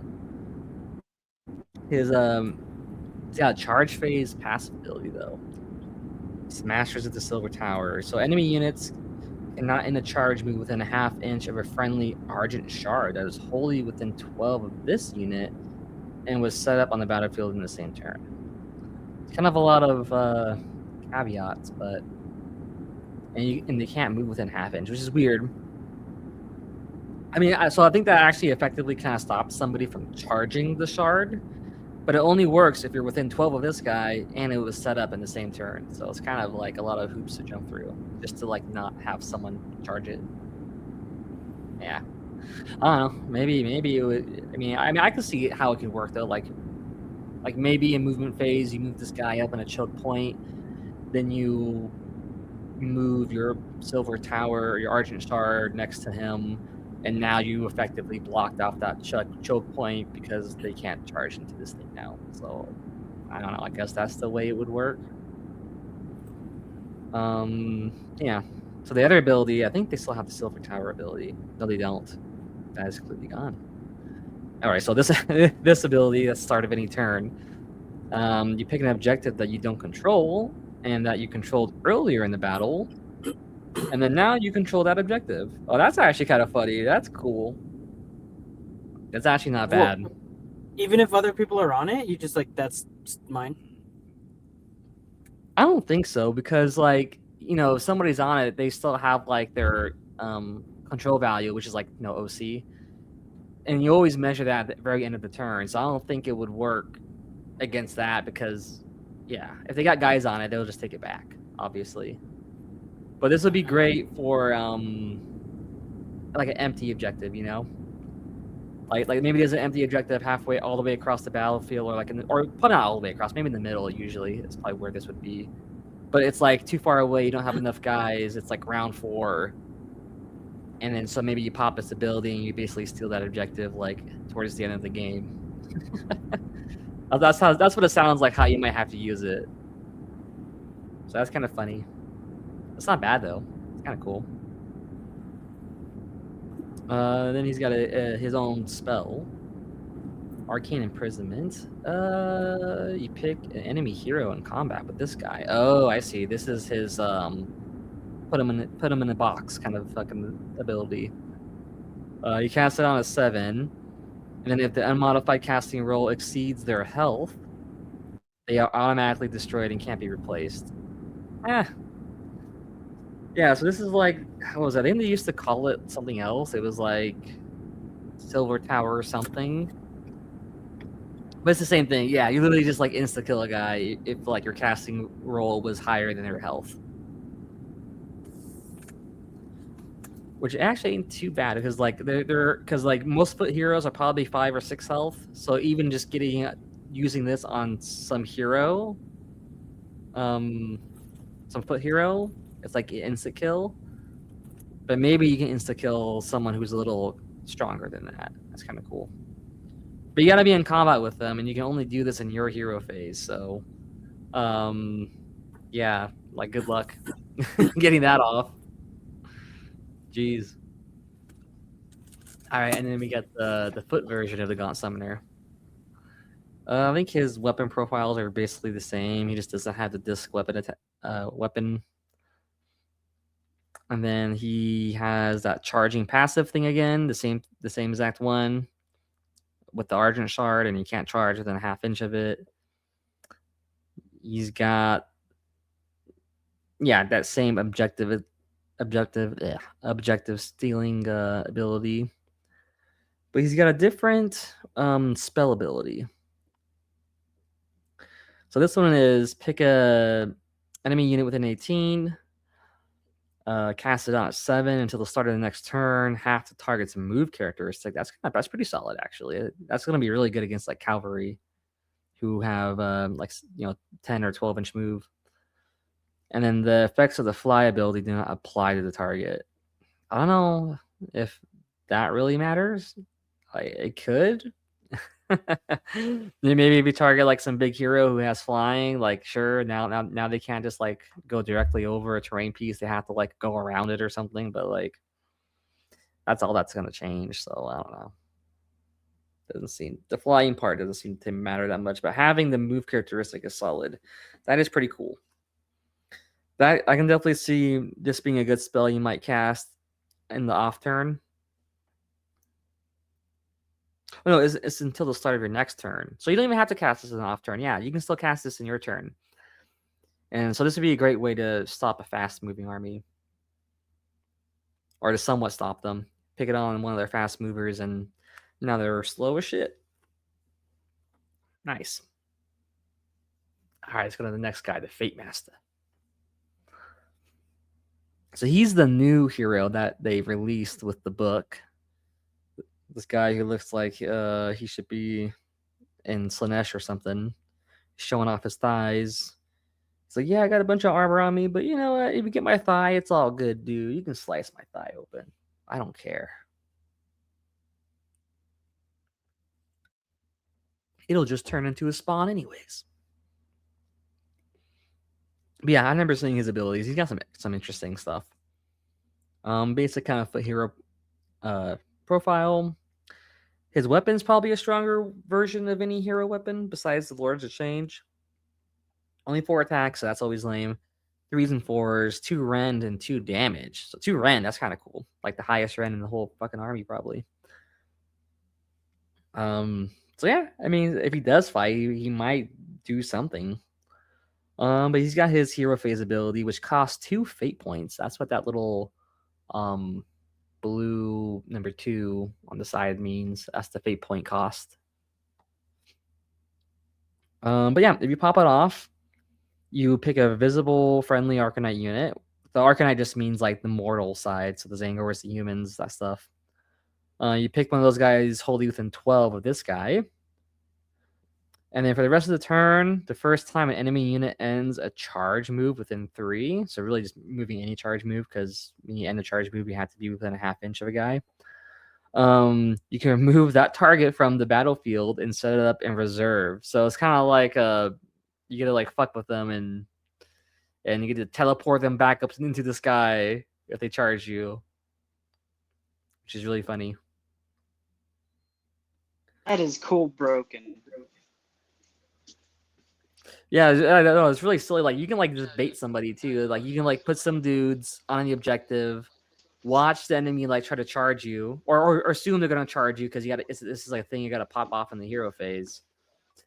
And they're gonna know too, which is funny because it's like, okay, sure, you get to charge the guy and land here, but now they're gonna disappear and go into the sky, so you don't even get to kill them or anything. Sure, you get the objective, but now I can swap them out somewhere else and put them somewhere else. So that's kind of funny. And then he's got a movement phase ability. You can only use it if you're in the Tzeentch's special reserve. You pick one other friendly unit that is in the reserve. And then you set up this unit on the battlefield, more than 9 from enemies, and then you set up the other guy wholly within 6 of him and more than 9 from other enemies. So that's really cool. So basically he lets you drop down 2 guys then. And it's just this baked in ability, so you don't gotta like pay anything or do anything weird. It's just straight up like if him and another guy are in reserves, you pick those guys, now you just drop them down somewhere. Like a straight up deep strike teleport kind of thing. That's kind of cool. Actually, I'm gonna have to like mess with this and see how good this feels. Because I can just imagine like taking him and some Zangors, round 2 or 3, fucking just basically deep strike them into the back line and then fucking charge somebody with 9 inches. That's pretty cool. Where do you see that most of your shenanigans gets to get played out? Is it early in the game?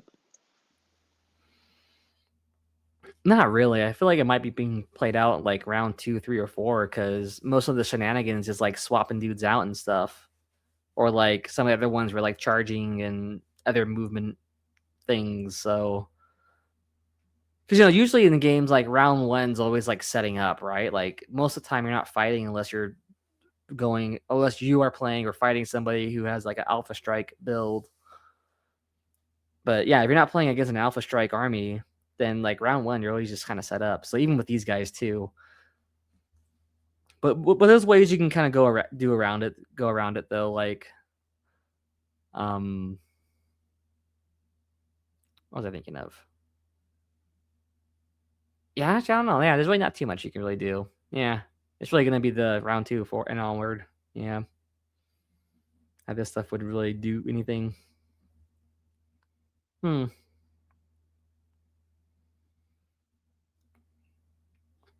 All right. Yeah, that's just the Fate Master. So that's pretty cool. I got the model too. I'm gonna have to build him and paint him one day. All right, now we got Magister on Disciples of Tzeentch. The Magisters are kind of interesting. They're like kind of cool little buff pieces for your guys. Yeah, they're kind of decent little buff pieces. I tried this guy on the game I did. I mean, and it was all right. Watch, we'll get into it and see why. But he's got 14-inch move, which is nice. Yeah, his melee and range profile ain't anything crazy. His spell ability right here is really funny though. So if you read it, it says once per turn army, it's a reaction. So you do this after you do something, right? And you do this reaction when you yourself declare a spell ability for a wizard within 30 of this guy. And what it does is you literally unbind your own spell with this guy. And then if you do unbind that spell, he gets 1 extra casting he can do. Oh, no, you get to add 1 to casting rolls for this guy. So you get to do a +1 casting. So you can literally unbind your own spell just to give this guy a +1 casting, which is funny. But that also ties into your fate point system again, because you get a fate point anytime your spell is unbound. So you can just maybe farm your own fate point with this guy by casting a spell you don't care about and then make him unbind it to get a fate point and to boost his own casting. So that's really funny. It's kind of like another thematic thing. That is pretty funny. Yeah, like you just get to like kind of fuck yourself a little bit, kind of. Not really, but it's And like for my next trick, my next trick will be I'm not gonna do a trick. Yeah, I'm gonna do a trick, and never mind. I'm not gonna do a trick, but I got a thing for it. Oh, it's just so silly.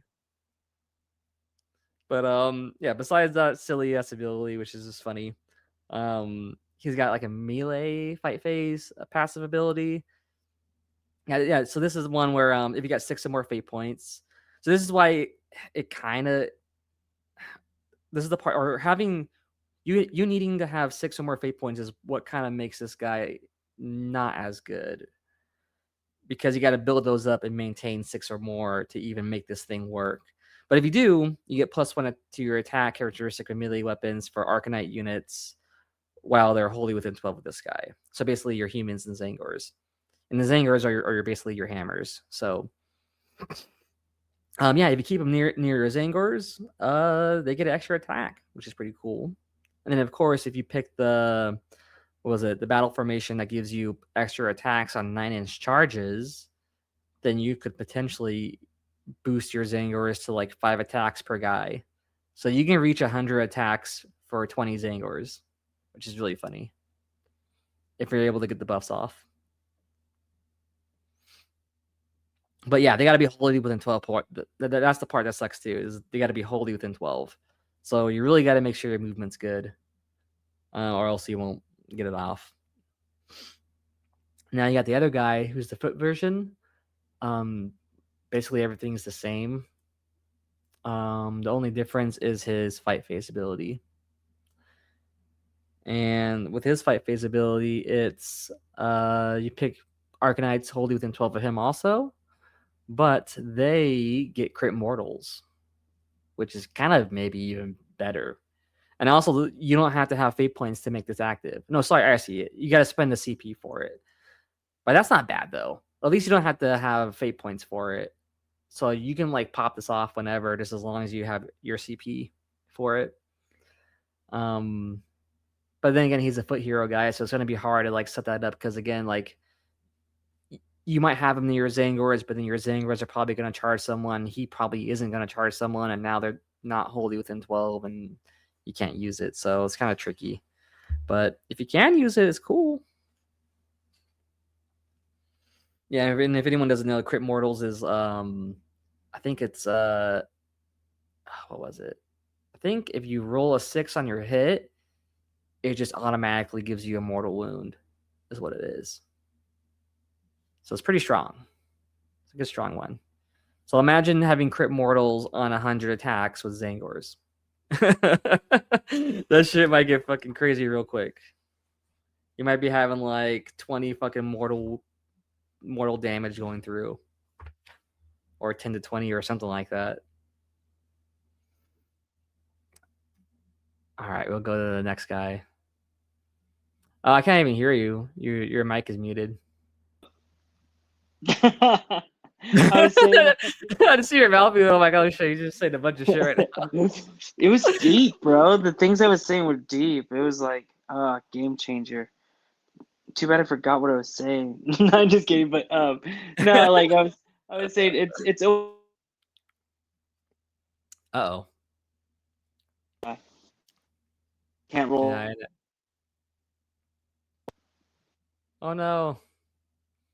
He's going into the void. So yeah, so pretty much that was my main point. Wait, what's up? It's just funny because like you're like, oh shit, I didn't even get to say what I wanted to say, and then you start talking, and then you cut out, and then when you come back in, you're like, No and that was my way. main point.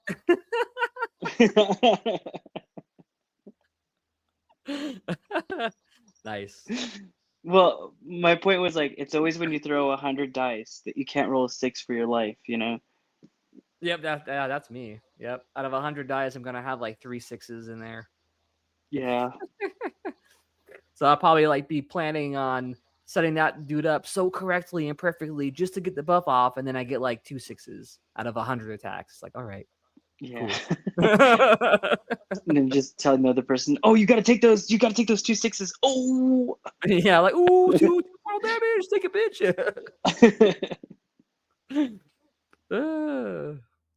That's silly. All right, we got the Ogroid Thaumaturg. This guy's kind of meant to be like a melee wizard. It just sucks he's also a 5-up save.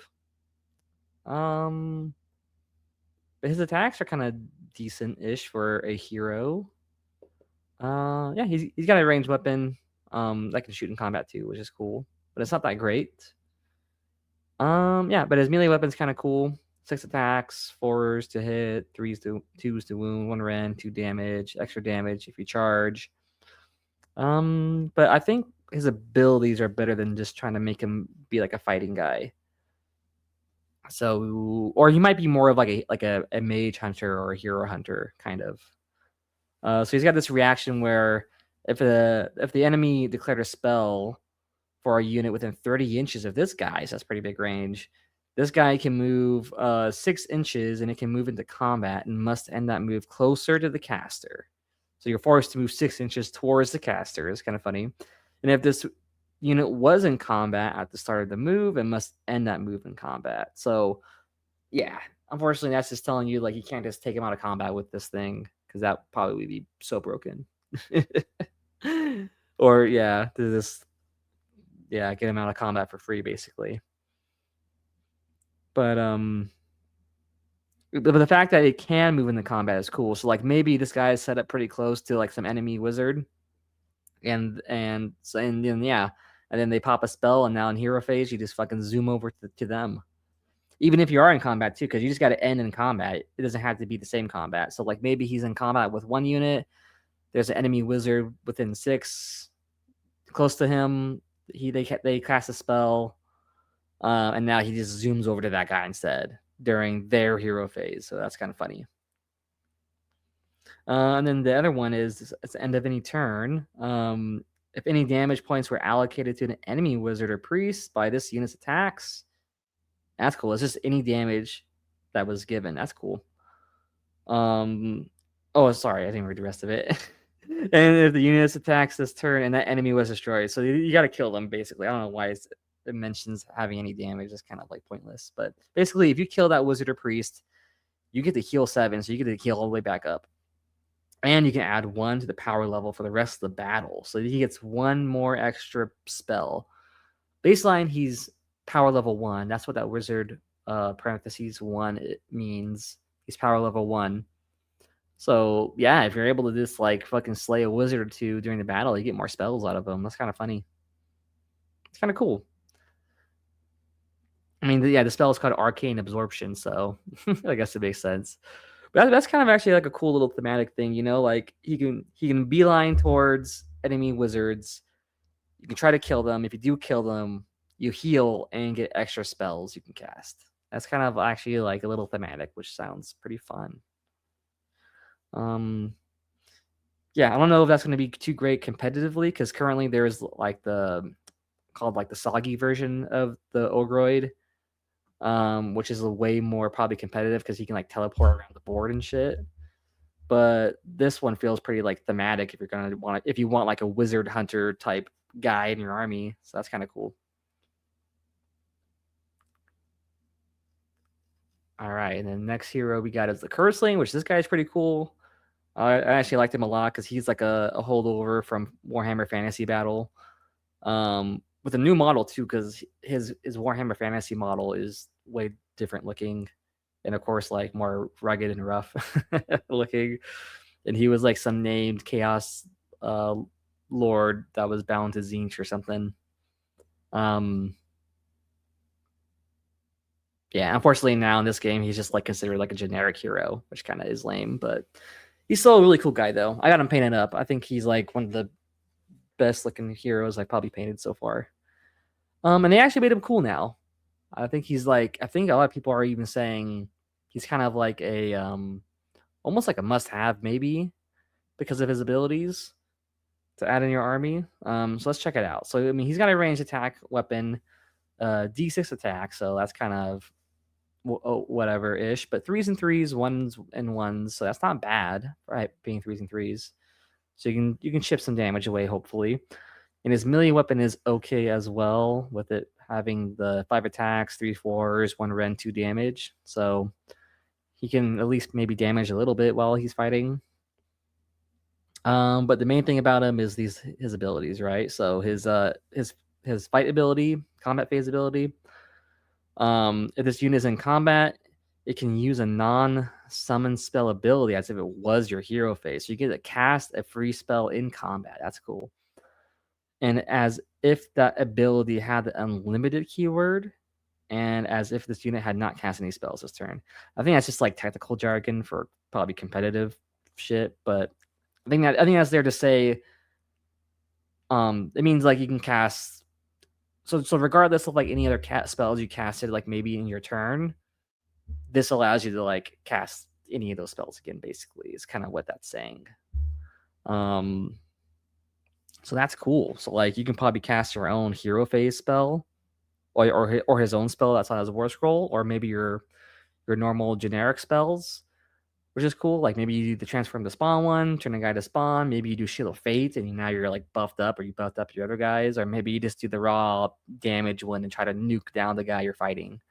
That's really cool. I like this. This actually makes him like a combat wizard, which is like something they should have in these armies. Like if you're playing Tzeentch, you should have like warrior combat wizards, and that's basically what this guy is with this ability. So that's pretty cool.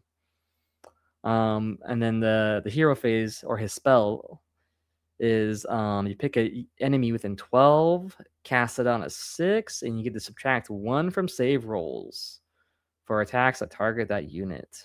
And actually, it specifically says combat attack, so I think it's not going to work against ranged. That's weird. Why would they specify that? Maybe they're assuming you're going to use this spell with his combat ability. But I mean, you can cast them like both times. So like, if anything, if you're close enough, you can cast this on one guy, cast this one, and then in combat phase, cast this one on some other guy, and now you got 2 versions of the spell off. So I guess that works like that. But that's nice, solid. Subtract 1 from save. That's always like a great debuff you can put on an enemy, especially whoever you're really trying to kill. So that's cool. Oh, and he's wizard too, so he gets 2 casts, which is nice.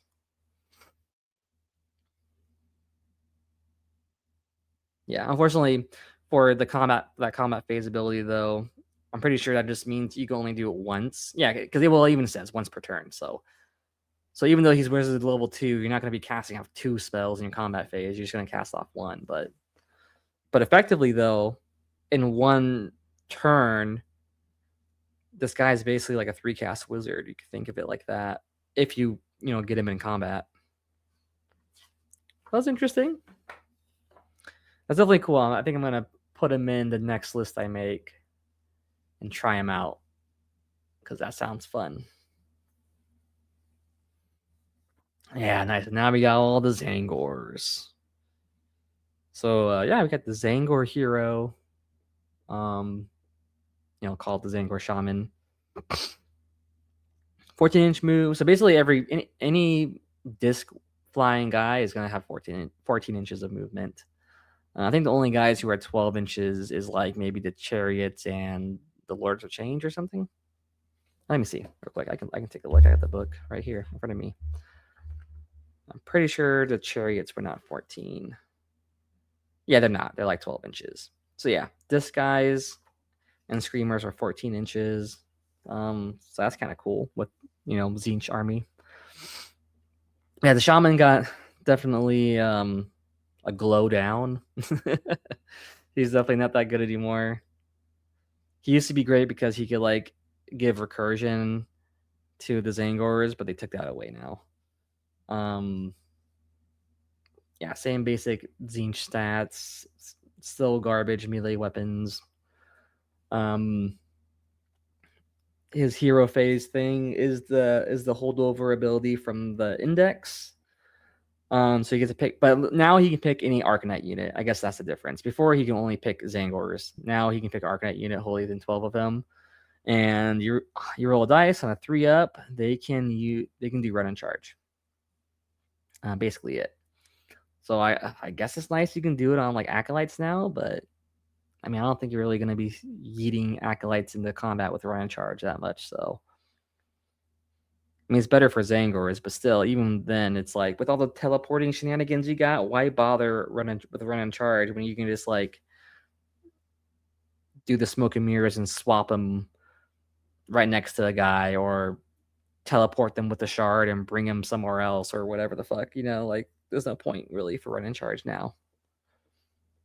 And then his other ability, combat ability, pick a visible enemy monster or cavalry unit. So you got to pick the big boys. Then 6.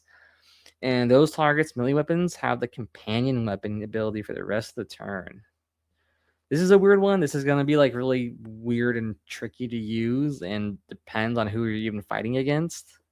For anyone who's not really understanding probably what this means.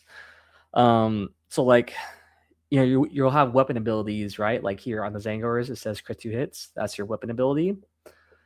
And even here on the shaman, you can see under his disc, teeth, and horns, it says companion.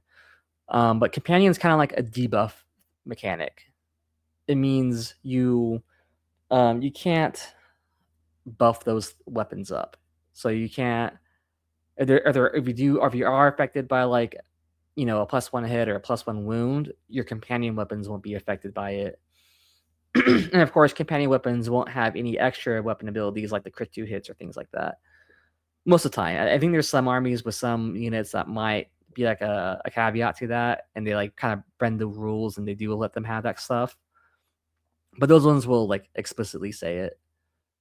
But that's why turning a target's melee weapons to companion weapon ability is like a debuff, so they won't benefit from any buffs, basically. It's just weird. It's such like a niche thing to have, and that's why it's on monster and cavalry, because mostly monster and cavalry will have companion weapons. But yeah, like that's just really whatever. It's like, who the fuck are you gonna put that on? Unless you're like always playing with a friend who brings the same fucking thing all the time, then I guess you can bring it. Like, I don't know. I guess that's a way you can do it. So you would companion your companion, right? Like double companion weapon. Like, what? Can't use it at all. You are double companioned. Oh fuck! Why? This makes me think like it just turns their arm short or something. Gives them like a limp arm. I don't know. It gives their hand a cramp and they drop their weapon. Yeah. Like, ah! Oh, my fingers. Like, oh, I'm cramping. Oh. That's funny. Yeah. So Zangor Shaman, garbage now. Garbage. All right, Zangors. These guys got the glow up though. Their stats are basically the same with the 2 health and 5 save. Their weapon got better though because, well, they took away the 2-handed sword weapon profile, which gave you like 2 damage, but now it's all just that one weapon, the savage blades and beak, which, yeah, that's kind of like my critique a little bit. With the removal of like some flavorful things. It's like they added flavor with like some abilities, but then they took away some flavor with like these melee options that you used to be able to do. But anyways, yeah, the weapon is better now, I think, because you get a guaranteed crit 2 hits. Before you didn't have that. It was like tied to that stupid freaking ability thing. And also you get extra attack. Before I used to have 2 attacks, now it's baseline 3 attacks. But everything else is the same. 4 hit, 3 wound, 1 ren, 1 damage. But their passive is kind of decent. It's kind of like inverted from the other thing. So like their passive combat ability used to be like if you're wholly within enemy territory, you get crit 2 hits. But now that's baked into the weapon. But so now they've kind of swapped that out for this ability, which is you add 1 to rune rolls for the attacks when you're wholly within enemy territory. Which is just a better buff anyways too. So now you get crit 2 hits and you can possibly get a +1 wound if you're in the enemy's territory. So that's not bad. So you can get 4s and 2s probably, depending where you put these guys. And that may not be too hard because like I said, there was that like we covered, there's the enhancement where you can bring in an Arcanite guy or bring in anybody, I think, from the table edge. So like maybe round 2 or 3, you bring these guys in from the back line. That means you're in enemy territory. So now this +1 wound buff is applied, and then whoever you hit in the back line is gonna, so you're gonna hit them harder now with that. So that's like an easy way you could, I guess get that buff off. Yeah. So they basically got kind of a little better, I think, which is nice. What the hell is my mouse at? There we go. Now we got the disc guys. And these guys got, or the spear ones got better, which is nice. Which is cool, because I like the spear guys better than the bow guys. They just look cooler. Oh yeah, they actually got a 4-up save. This is like one of the few units in the army, or like only units in the army that has a 4-up save, while everybody else has like a 5-up save. and 4 health per guy, so that's kind of nice. But there's 3 guys per unit, so that's why. But they got better though. So they're they got their spear, which is 3 attacks, 4s and 3s, 1 rend, 2 damage, and you get +1 damage on the charge. So that's pretty nice. So 3 damage when you charge in, hell yeah. And then your companion weapon is also decent too. It's like literally the same thing a little bit. Only difference is 2 attacks and D3 damage. So that's not bad. And then their combat ability, which is this is the glow up with them also as well. Same thing, like their weapon got better and their ability got better. I think before it was like something stupid where like you had to be like being the second, what the hell did they call it? Like going second in the round and like be underdog or some stupid shit like that. Now it's just a flat buff. So like if you charge this turn, you get to pick one of these buffs. And one of those is crit 2 hits on your spear. So that's not bad. Or +1 rend to your spear, which also is pretty solid. That's fucking sick. So it really just depends on what you're hitting into, you know. If you're hitting into something that's low save already, like a 5-up save, you probably just give it crit 2 hits. But if you're going into something that's like really strong and has like a 3-up save, pick the rend. And then you can just kind of choose on the spot, which is nice. So that's pretty cool. And I remember what was it? We had that ability of like adding a +1 attack if you did a 9-inch charge or something. So if you got that with the Zangors, you can like boost their attacks up to 4, which is pretty cool. And then of course, if these guys are reinforced, you know, way more, because like what normally be 3, 6, 9 attacks with the spear for a normal unit, so 18 for a reinforced unit. But if it's 4, then that's like 24 attacks or something. So it's not bad for like 2 rend, 3 damage or something like that. Like yeah, that's not bad at all. And then we got the bow version, the Skyfires, which are still kind of the same. They haven't really changed much, I think, or at all, really, except for like I think their weapon profile. So their bow attack, it's only 2 attacks, 1 rend, 2 damage now. I think before it used to be D3 damage, which was like spiky, but most of the time it like wasn't that great. So having a flat 2 is kind of nicer, I think. And then all their abilities are basically the same as the index. You got ignore negative modifiers to hit rolls and wound rolls for the unit shooting attacks, which is nice. So even if you're debuffed, it doesn't matter. Or if you do the counter shoot command ability, that usually makes you have -1 to your hit. But since you ignore that shit, you're good to go. You don't got to worry about it. And then you also got this ability where like whoever you did damage to with your shooting attack, every Warflock unit, so your Zangors, all your Zangors, get +1 hit rolls for combat attacks, which is nice. So these guys are kind of like a buff stick, really. Like just bring 3 of them, pair them with your normal Zangors or your Zangor Enlightened, have them shoot a guy, maybe get a damage or 2 off. Now you get a +1 hit buff for free, which is nice. Now, really nice if you're doing it pairing it with Zangors, because they got way more attacks, you can probably get your Zangors to 3 to hit, and then if you're in enemy territory, 2 to wound. So on top of like a bunch of fucking attacks, so you can turn your Zangors into fucking little murder meatballs, little murder chicken balls, which is pretty sick. Yeah, pretty solid though. I think all the Zangor shit besides the Shaman is pretty good. I like it. All right, now we got the Acolytes. Basically like Tzeentch's own personal chaos cultists, I guess. It's kind of like what these guys are.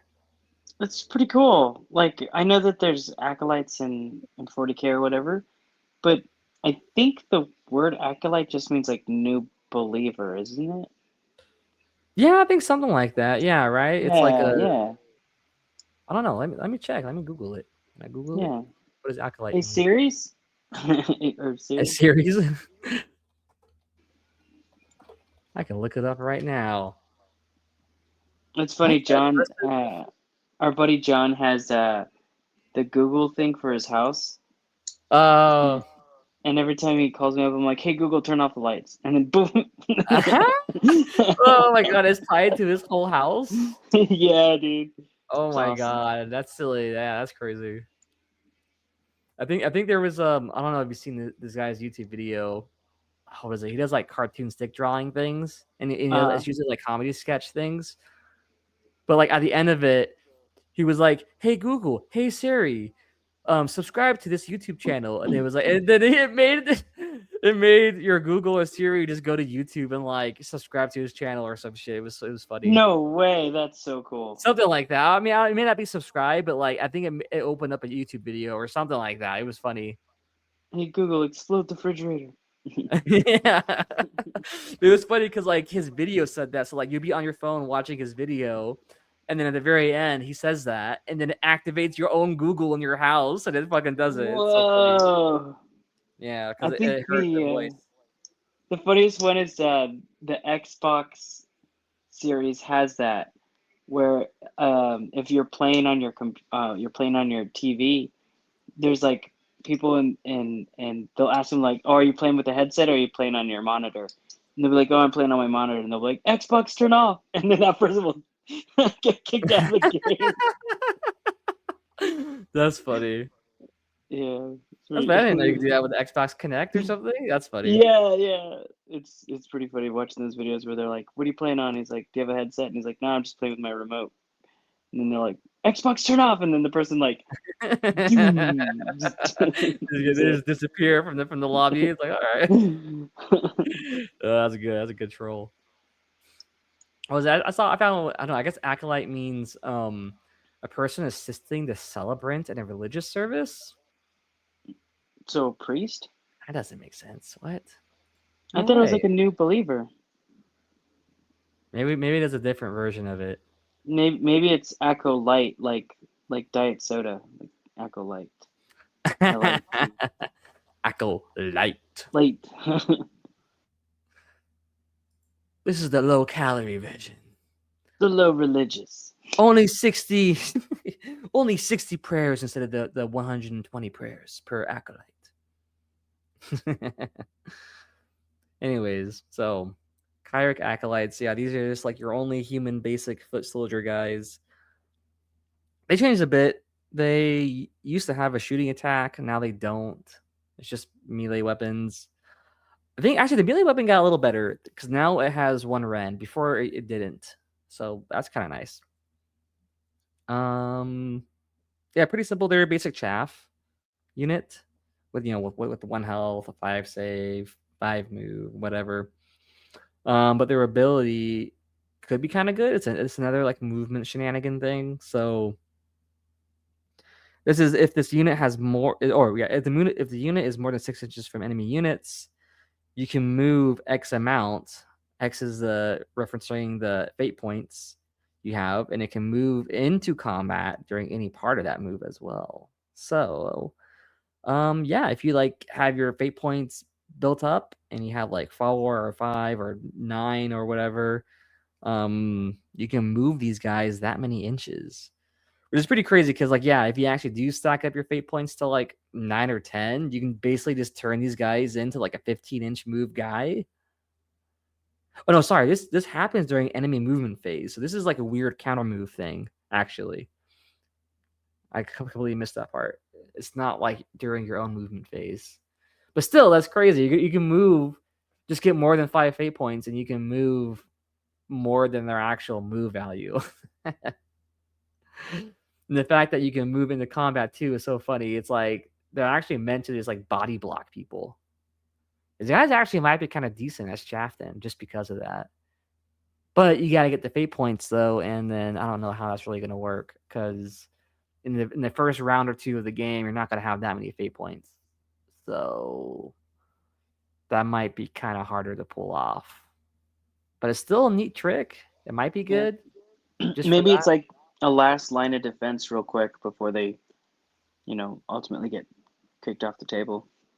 Yeah. Just like fuck with them.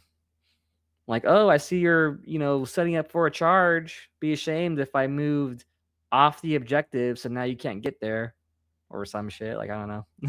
Yeah, be a shame if you couldn't rush my Cairo. Yeah, right. Or like, oh, you're gonna charge my Lord of Change? Too bad. I just threw my acolytes right in front of you. So enjoy. And also, I picked up the die and get a fate point. Ha! Oh, and guess what? I swapped it out for Zagorus. Oh shit! And then I swapped it out for a horror spawner, spawn of horror. Like, not Yeah. surprised. Not surprised. Like Alakazam, they are now horrors. I'm gonna cast a spell and then uncast it. Yeah. Yeah, so like you probably could, you could probably actually maybe tie this into other abilities like the fucking teleport shit and then or the swapping stuff and yeah. So it could be, yeah. Surface level is kind of hard to figure out, but I'm sure while playing a game you could probably find out a couple ways maybe to actually use them. That's funny. Maybe it's not too bad. Then we got Jade Obelisk. This is the what you call it, the Warcry warband. I think these guys kind of got shittier. They used to be decent. I think they had like an unrendable 4-up save, but I think Shout out Warcry. Yeah, dude, Warcry's pretty cool, dude. Not gonna lie, I enjoyed It's it. pretty good. Yeah. Wait, did you try it right or no? Yeah, dude. I was there playing. Oh, nice. I tried out the steampunk dwarves. That was really cool. Oh, yeah. Yeah, it's pretty cool. I like it. Like I like how fast paced it's like meant to be, which is really fun. Like you're meant to just attack round 1, basically. Yeah, and it was nice because it's simpler than even Kill Team. Oh yeah, it's like way simple. It's like you got these actions, you just do this stuff, that's it. Each guy maybe has an ability or something. You pop those abilities, done. Yeah, it's like 2 rules more than like Connect 4. Yeah. Yeah, it's really simple, but like still really cool and fun. Yeah. Yeah, I definitely like to play some more Warcry. But yeah, Jade Obelisk. Yeah, so they still got their 4-up save, only 1 health. And because they're a Warcry guy, they're I don't know what you call it. I guess kind of like unique, so you can't reinforce them like other units. So you can bring multiples of them though. So you could have like 2, 3, 4 units of Jade Obelisk if you wanted to, but you can't reinforce them. So you can't make it turn them into a 20-man unit and whatever like that. So, but yeah, we'll look at their abilities.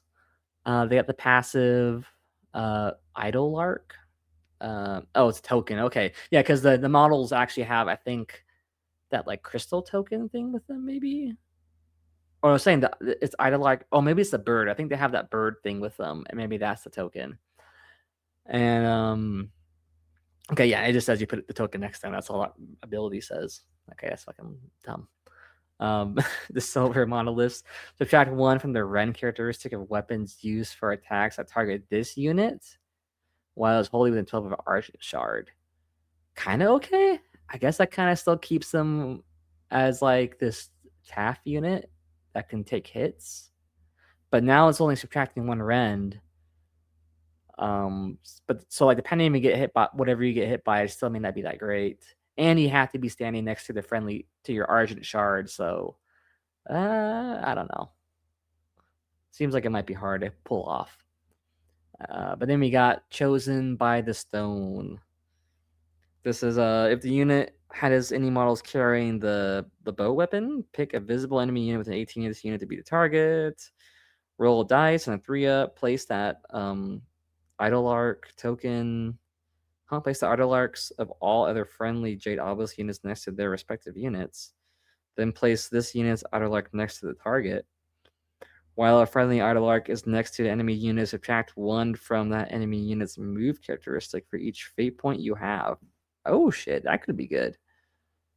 And then this ability cannot reduce enemies' movement down below half. Okay.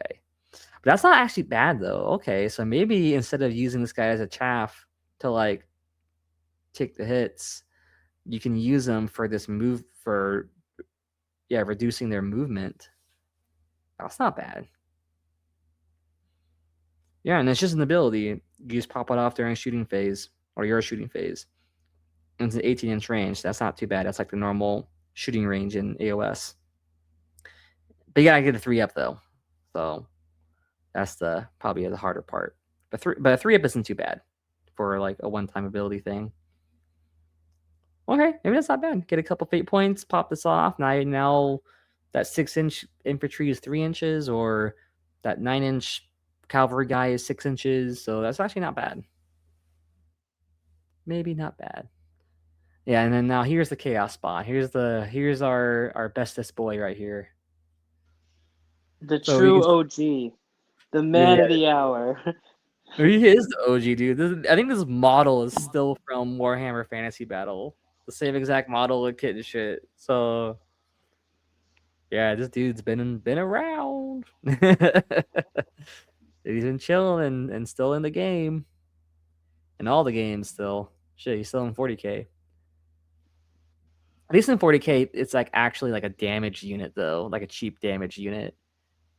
And this one, he's just chaff that is meant to die. But now with all the freaking abilities, it's not bad. He's actually kind of good at being chaff and dying.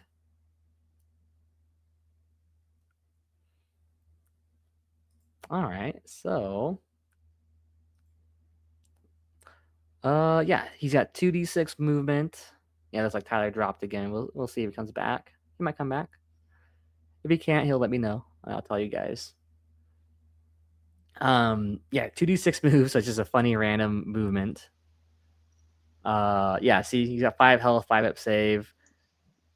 His melee weapon's also random. It's kind of thematic though, because I think even in Old World, it's the same thing. A lot of their traits are like randomized, so it's kind of interesting seeing that like they kept that aspect still alive in like modern AOS with these random movement and attack abilities or attacks. So that's kind of, I guess, neat. Yeah, see, this guy's got crit 2 hits and companion. So the only buff he's really going to get is that crit 2 hits. He's not going to get anything else out of being companion weapon. And yeah, 5's to hit, 4's to wound. He ain't hurting anybody. 0 rend. Kind of a shame. I feel like he should have 1 rend. I mean, come on, he's a giant freaking monster. He should have 1 rend. Yeah, he's a beast who's got control skill 1, so he's not going to be good at holding down an objective just for maybe taking 1 away. That's empty. But yeah, this is his Twisted Fate ability. So if you bring him in your army, when you deploy, you have to put him in your special reserve, your Mass by Illusion reserve. And that's how you deploy him. So they always have to be deployed like that. You can't put him on the board. I think before you used to be able to put him on the board. You had the option of both. But now you're forced to just put him in reserve. And then this is the best part of him right here. Oh, I can highlight it too. As each time this unit is destroyed, set up an identical replacement unit in the reserve, masked by illusion. Each friendly chaos spawn of Tzeentch can be replaced any number of times. So they just never die. That's the fun part with them. You put them down somewhere, they get killed, they go back in your reserve, you bring them out next time. And you just keep swapping them out. So yeah, I think this is kind of why it's good to just maybe have at least 1. 2 is probably still good. And I think the reason why 2 is also good still. Oh, what the hell? Yeah, look at that. We got 2 of you. Oh man, yeah. Sorry. I think 2 hours and 50 minutes is like my cutoff time on the thingy. I have to restart it up. Oh, that's weird. Yeah. But yeah, chaos spawns. The OGs need at least 2. Need at least 2. Yeah. I think because for sure you might want to have 1 for that smoke and mirrors ability just to swap somebody out.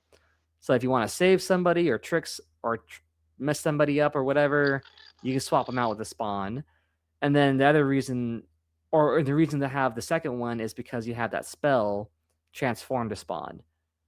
So that's probably why you might want a minimum of 2, because if you use both of those at the same time, you're gonna need two guys to actually do that.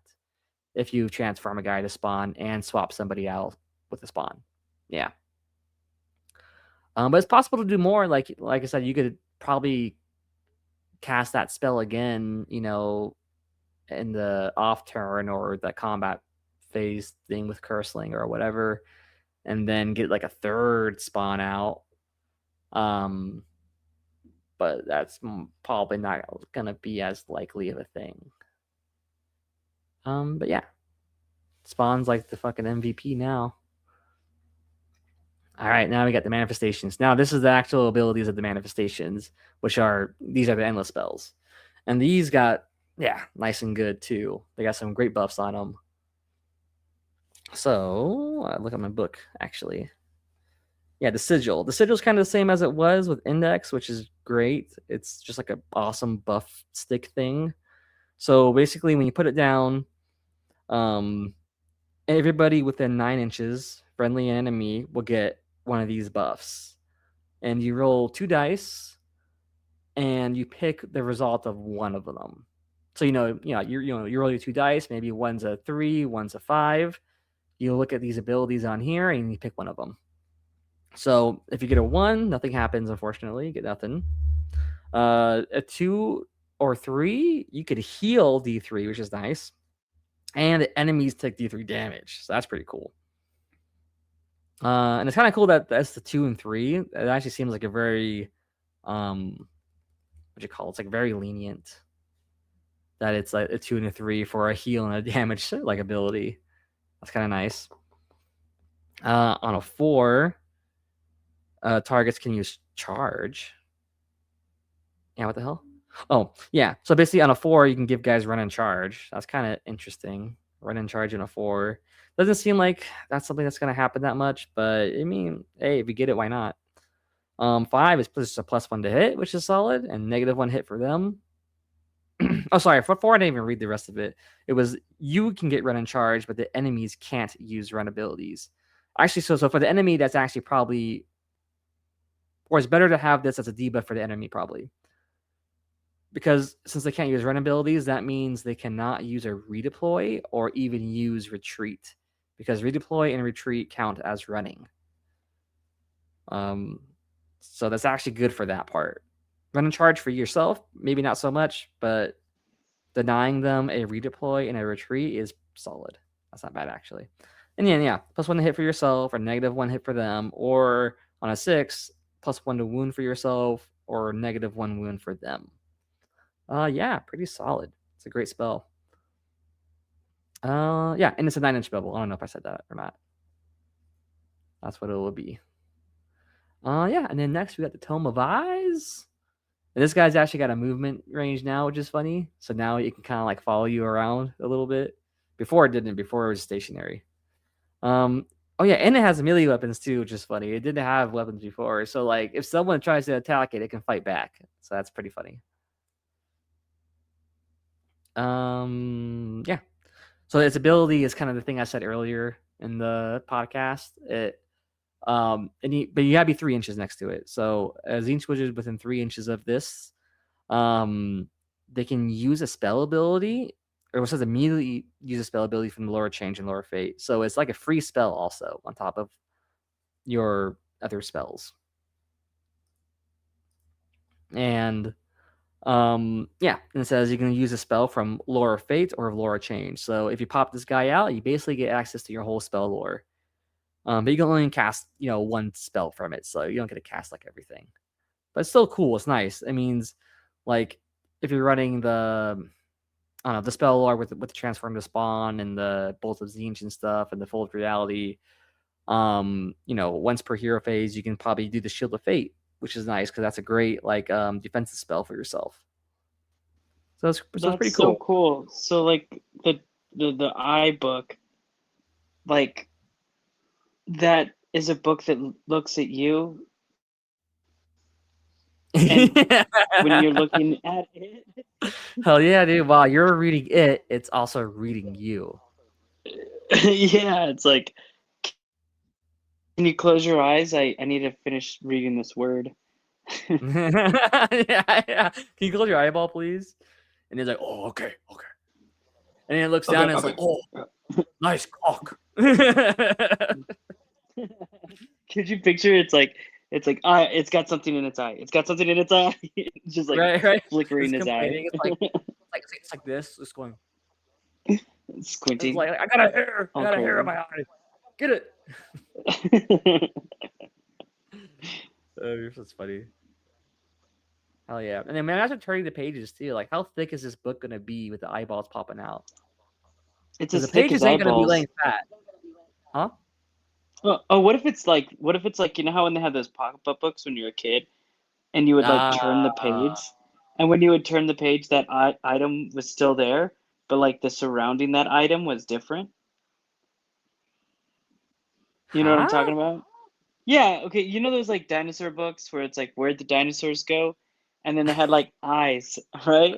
And then as you turn the page, it was eyes, but it was like on a different dinosaur every page. Oh Yeah, yeah, maybe it's you're like that. right. Yeah. Maybe it's like It's like that. yeah, Yeah. yeah. And then when you read the spells, it's like every time you come across an I, you just say I. You're like, I, blah, blah, blah. I will, blah, blah, blah. I. Eyeballs are the eyes of the words. Yeah. That's a great one, dude. It's like flash crack. Great.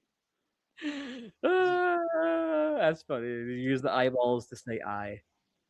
Yeah. Like I, Mr. Nibbles, will be a good boy and spawn. Yeah. I casting spell.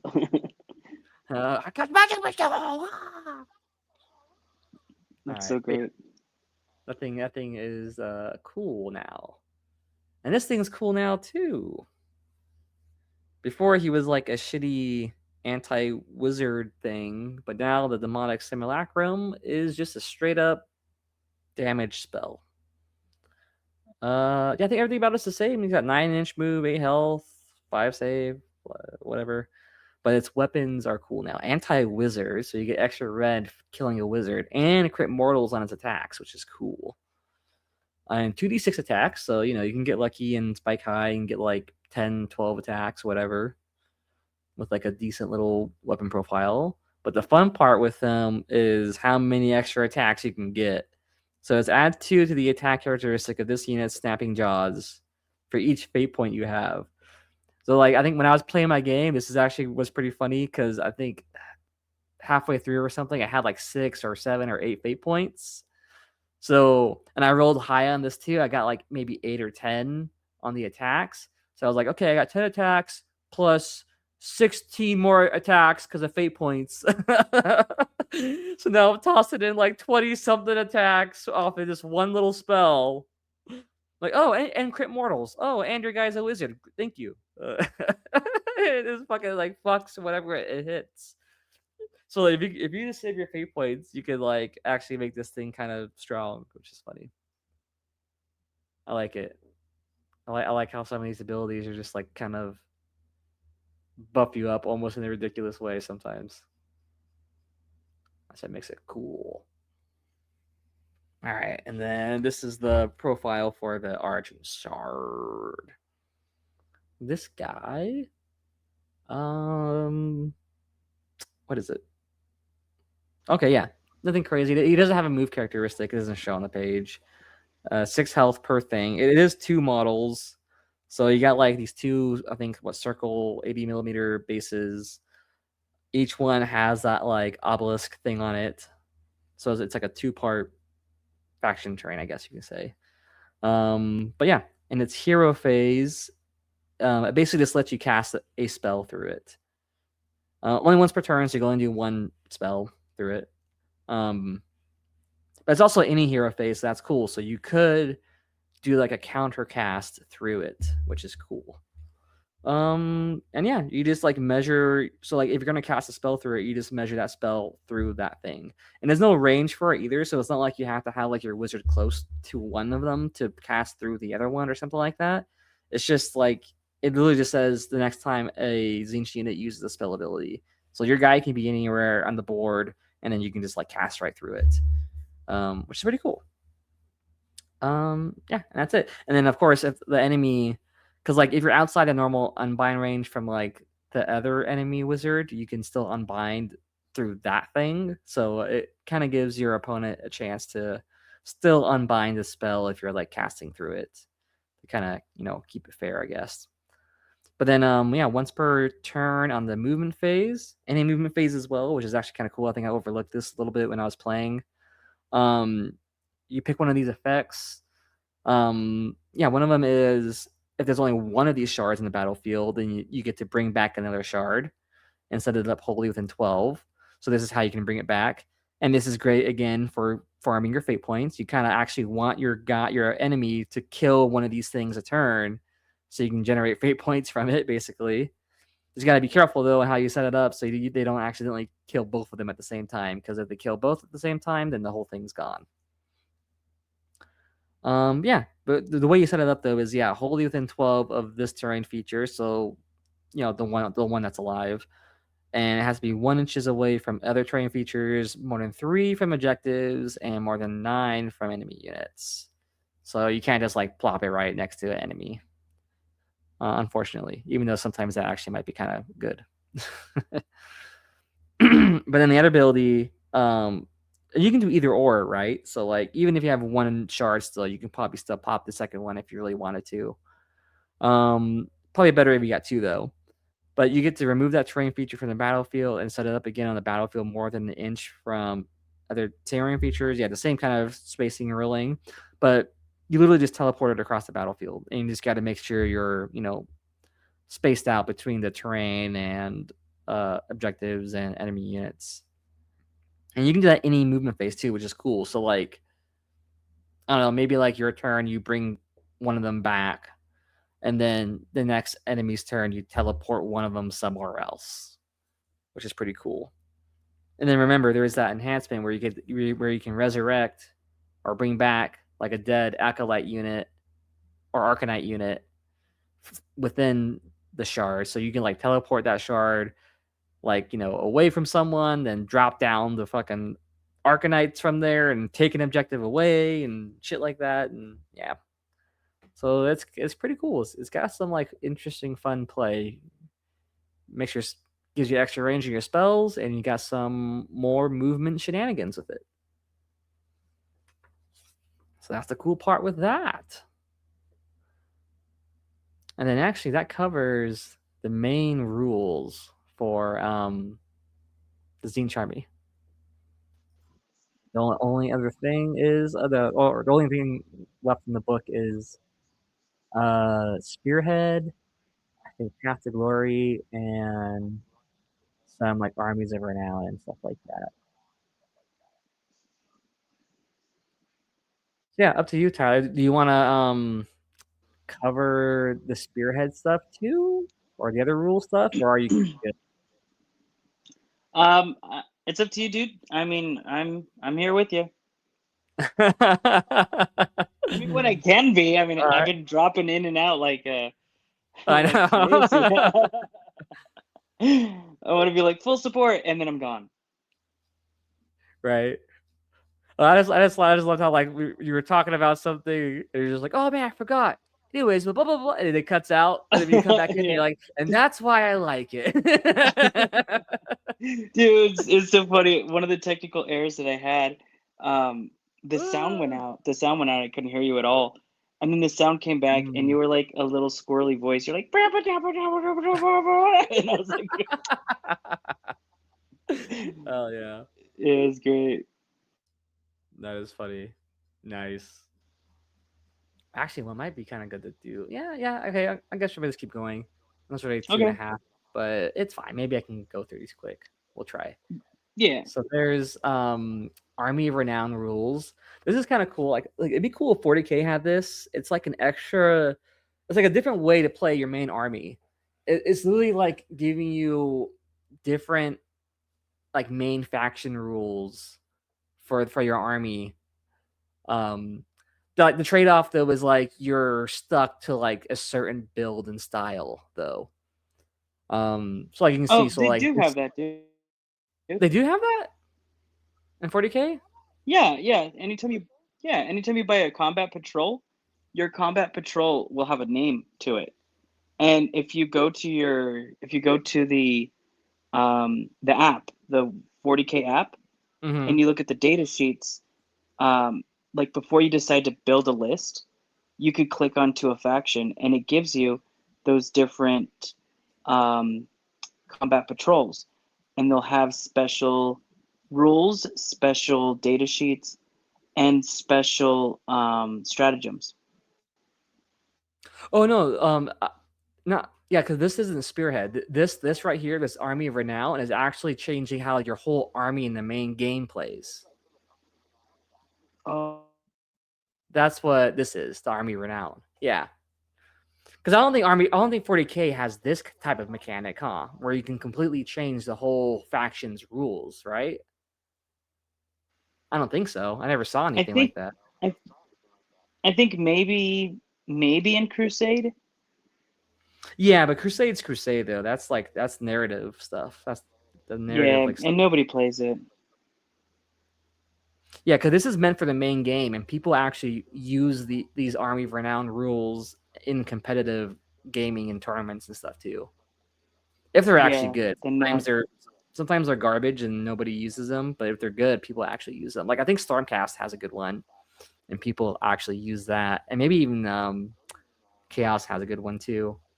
Yeah, I don't think 40K has these. I don't think I see it. Like I'm looking in the app. Yeah, you just got their normal codex, and you got combat patrols, and that's all you Yeah, got. Yeah. And then you just pop into the codex and it's just your normal army rules and detachments and stuff. Yeah, so that's what this is. What you'll see, it's like a whole separate rule set for your faction, but they restrict you on certain stuff though. So like with this one, it says roster options. The only guys you can take is non-warflocks, so you can't bring any of your Zangors, and you oh, cannot include regiments of renown, which is like a kind of like pseudo mercenary ally system thing. But they got different rules. That's the point of it. So you got this thing like Silver Simulacrum. If you got an Argent Shard in the battlefield, you can set an additional one on the battlefield. Oh no, that's just the deployment thing for the thing. Never mind. Yeah, I got this one. You can pick 3 friendly, non-reinforced though acolytes. They can't be 20 mans. They gotta be 10 mans. Remove them from the battlefield and send it up again, wholly within 3 of a terrain feature. That's pretty crazy. And it's just any terrain. So any terrain on the board, you can just pop them out. And, no, wait. Okay, yeah, this is deployment phase. So after you deploy your guys, so maybe you deploy everybody in your zone. Then before you start the game, you say, okay, I'm gonna take 2 or 3 guys and just like basically teleport them next to a terrain feature. That's kind of weird. I don't know if that's actually gonna be good, but that's interesting. Then they got their own little hero phase ability. You can pick an enemy hero within 24. So that's pretty big. And for the rest of the battle, if they use a core ability, you get a fate point. Oh yeah, so this one still uses your fate point mechanic. Oh, there we go. Yeah, this one still uses your fate point mechanic, but you get a fate point every time they use a core ability. It's so weird. Okay. And a core ability literally means anything. It's like casting a spell, moving, shooting a weapon or something. Like so like you could farm out a lot of fate points with that. And then you got Overtaken, spend a fate point, pick enemy unit within 24. Target cannot use commands. That's always good, not being shutting off commands. You spend a fate point for that. You got spending a fate point for this one, which is pick enemy model within 24 of a friendly hero. Pick another enemy unit within combat range. Pick one of their weapons, melee weapons, immediately resolve combat attacks. Oh, so you just get to fight again in the end turn, in the end phase. Wow. Oh, that's interesting. Maybe you can try to kill a guy? Huh. I don't know if this would even really be good, but it's definitely a different way to play. Yeah, see, and they got their own special heroic traits. So, like, these are the rules you have to use in this Army of Renown. Your battle traits, which is your main, like, faction rules. your own specific enhancements, the artifact trait or the hero trait and the artifact of power. And then you got one manifestation and you got one spell. Okay. But Wow, that really is a whole completely new way to run it. yeah, because that's all the main stuff, right? Like your main faction rules, your enhancements, and then spells and stuff. Yeah, it's all a completely like different way. Pick a terrain feature within 18 of this unit, then pick a non-hero change cult unit. Oh, okay, so if you got like a demon in there, basically, that is masked by illusion or has been destroyed, and you pick a unit that is masked by illusion, so the holy 3 terrain feature or more than 6 for enemy units. Okay, it's like you can do that swapping stuff from the main rules, but instead of it swapping on the person, you swap it at a terrain feature. Yeah. Okay. So it's like everybody's popping out of the fucking trees or something, like they're fucking wood elves. That seems pretty thematic.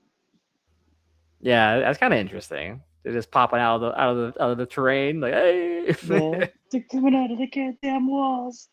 They're coming out of the wall. They're in the walls. Oh shit, that makes sense. That probably is what it's like. That's like such an Eldritch thing, Yeah. you know, like seeing faces or people like in the walls, and then they just pop out of the walls. And Like, steps out. Yeah. the demons are coming from the walls. Fuck. Yeah, you can pick a unit that was destroyed too, and it just says a unit, so that could be anybody. I think that's why you gotta spend a command point then. And it says you set up a replacement unit, half strength. Yeah, but that's cool though. So it can be anybody. It doesn't have to be like a spawn or something else. Yeah, it just have to be masked by illusion. That's it, or destroyed. Huh. And then artifact of power. Each time this unit unbinds a spell or banishes a manifestation, you gain a fate point. Okay, so you just get fate points for unbinding spells, which can be good too. Wow, it sounds like this is meant to like farm a lot of fate points with that kind of stuff too. And then the spell lore, you get the one spell, a friendly wizard, holding 12 to be a target, add 1 to wound rolls for a target attacks until next turn. Okay. And it's unlimited too. Okay, so if you got multiple wizards, you can cast this on other guys. You can just get +1 wound. That's not bad. Spell Eater. Oh no, I already did that one. The manifestation is shifting manifestations. Pick a friendly change cult wizard to cast. Okay, you need to cast out one of your normal Tzeentch manifestations, and you just cast one of them out. Is what it looks like. Okay, on a 6. Okay. If there's already a manifestation on the list from above on the battle, you immediately banish it and then set up a new one within 1 inch of the caster, invisible. That's kind of weird though. So if you kind of swapped out the manifestation, it has to be within 1 inch of the caster then. Huh. But you still get to use those main ones though. Huh, that's interesting. I mean, it might be fun, like if you're just doing like a casual game, try this shit out. You just run like fucking 40, 60 humans and like 40, 60 demons or some shit. Could be fun. And then we got the Oracles of Fate. Oh yeah, I remember reading this one. So this is the one where you basically get to keep your cheat dice, your destiny dice, and still use them in your game. So you can include Kairos, or you basically have to kind of include them really, and any demon units, and you cannot include a regiment of Renown. So you're literally just all demons with Kairos, or any demons plus Kairos. Yeah. And yeah, you get your cheat dice again. So this is that cheat dice mechanic. You get to roll 9 dice, put them to the side. Whatever you get is what you get. And you can swap them out for all sorts of different stuff. You can swap them out for casting rolls, unbind, banish, run, charge, hit rolls, wound rolls, save rolls. Yeah, it's the same exact old mechanic. They have this once per battle start of turn. Okay. 9 full blessings. You can use the ability if the total value of your unspent destiny dice is 9. Oh, the value of it. Okay, so you don't have to have 9 dice, but like if you have dice that equal 9 or more, or no, it has to be exactly 9. Okay, so you gotta like count your dice and put them to the side or something. You can reroll any of your unspent destiny dice. Then until the start of your next turn, your guys have a ward of 5 and subtract 1 from save rolls for enemy units. Oh, that's interesting. All right, but it's only when you do this. That's so weird. So you gotta like make sure you have exactly 9. Then you can re-roll the unspent destiny dice. Then re-roll any. Okay, yeah. Then until the start of your next turn, you get these buffs. Okay, this is so weird. That's weird. All right, it's like you just kind of like doing shit to do shit, but whatever. Kind of funny though. It's kind of Tzeentch themed. Your heroic trait, roll dice. If you have 9 unspent destiny dice, you can replace one of your destiny dice with that roll. Oh yeah, that's kind of cool. Otherwise, place that dice to the side as a destiny dice. Okay.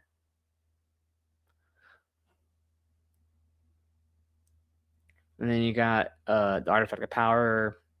The movement phase 1. This unit is contesting an objective. Remove from the battlefield and set it up again. Contesting the objective and more than 7 inches from enemy units. That's interesting. So literally you can swap out where your guys are at who are on objectives. Maybe it's good. I mean, it's on your hero or something. It's probably a good retreat mechanic because it doesn't say you have to be owning it. You just remove it and set up again contesting an objective, which just means you're on it. Okay. That's the only thing I can see it being good for, because you don't want your heroes in combat. So it's like if you're on an objective, somebody's attacking you, maybe you can pop this to like teleport to another objective to run away. Or just to, because you're a movement phase and there's no restrictions on it. So you can probably do this every round and just like cap objectives with this guy, I guess. The spell, the one spell you get. Pick, friendly guy, roll one of these effects, pick an enemy unit within 12, invisible to the caster. That is in combat, and that has not been picked. Okay. Roll 4 dice or a number equal to the unspent destiny dice. Oh, I see. And then each 4 up, inflict a mortal. It's kind of like the old Infernal Gateway. The old Infernal Gateway used to be like this. Yeah, but you roll for whatever your unspent destiny dice is. That's kind of lame. But you got this other effect until the start of your next turn.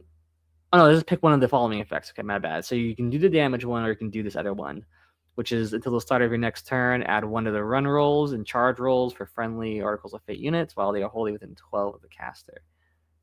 Okay, so add 1 to run rolls and charge rolls. I mean, you're just running a bunch of demons, so I don't know, was that really going to be that great? Maybe the run roll part is good, but the charge roll probably doesn't matter that much, I guess. I mean, it's still okay.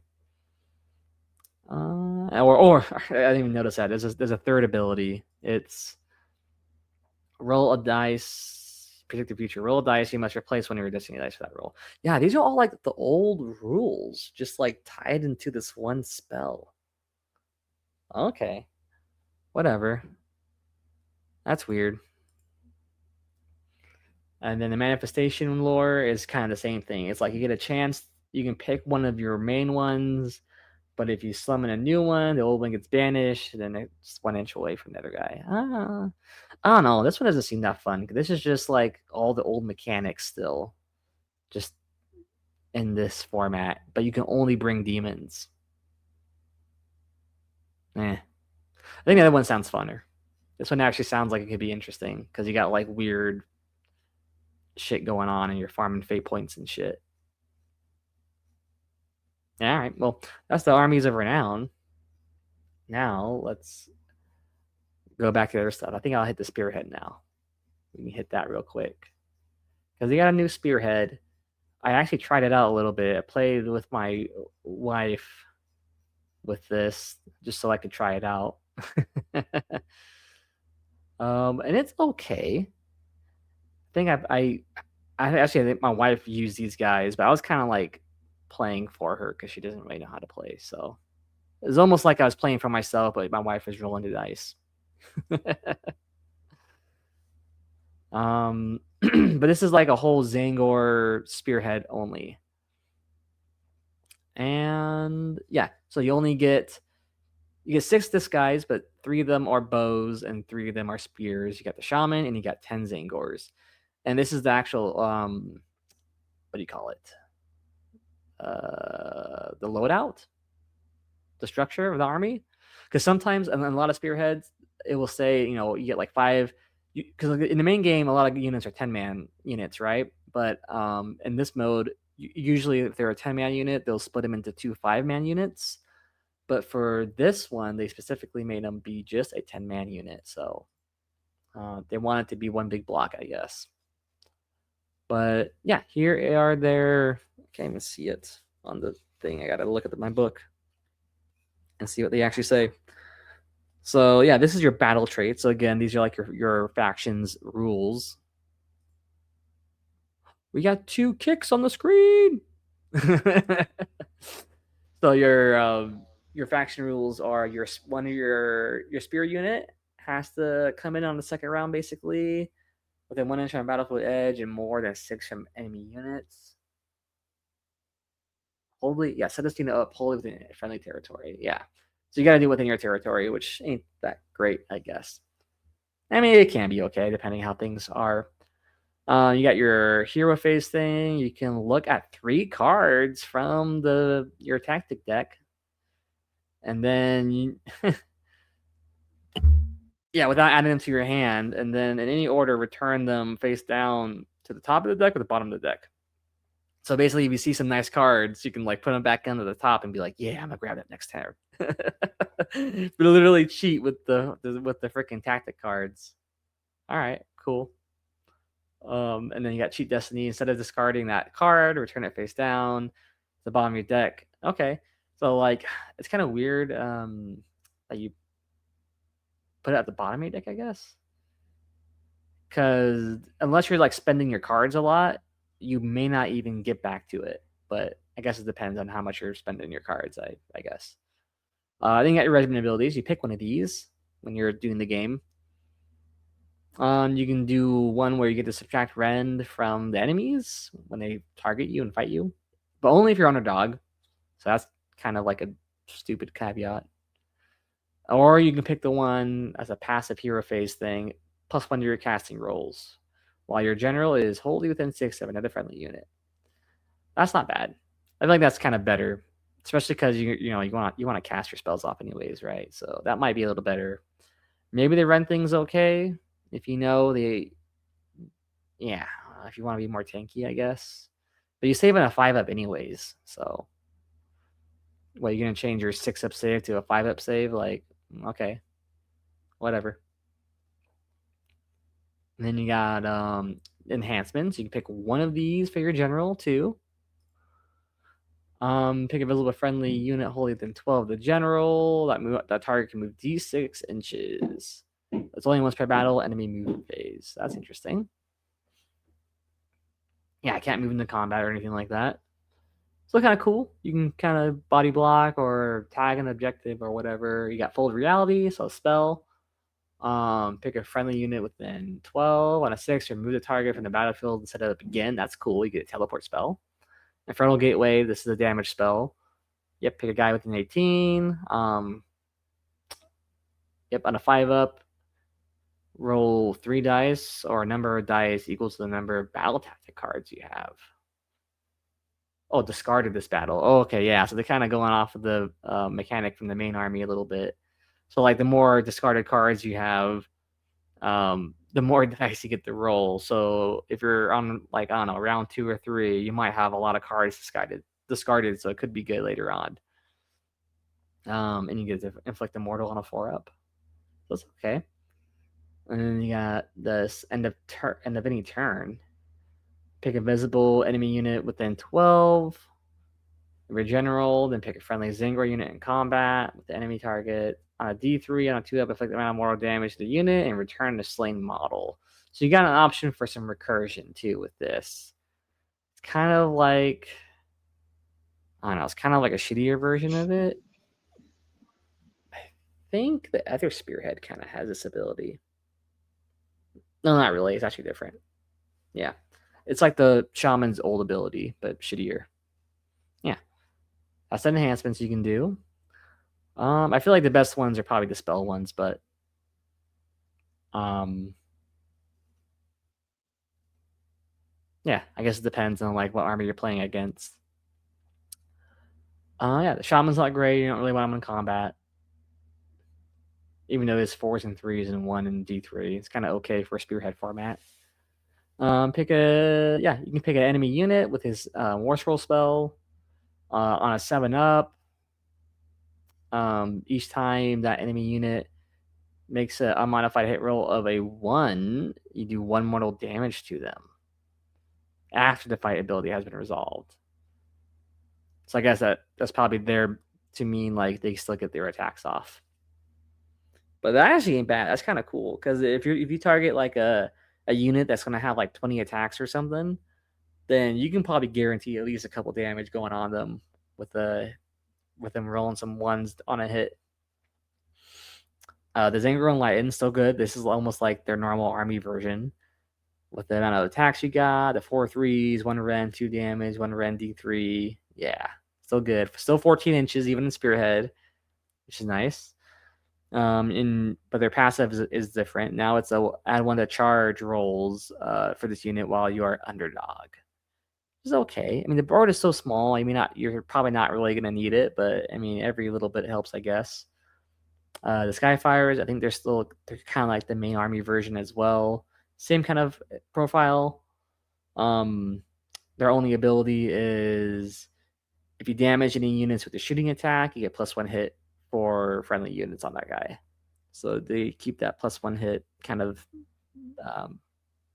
buff, I guess, if you shoot a guy. And then you got your normal Zangors. Again, like almost the same normal profile as the main army. Only difference is some ability stuff. So they get a passive combat ability.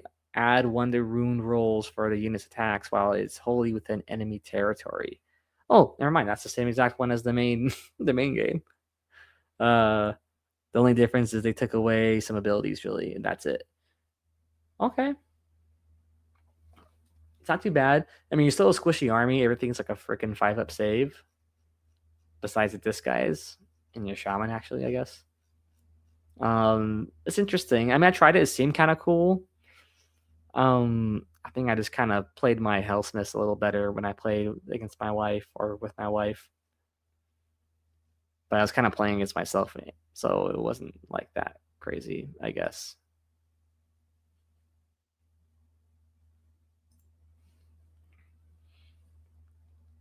All right.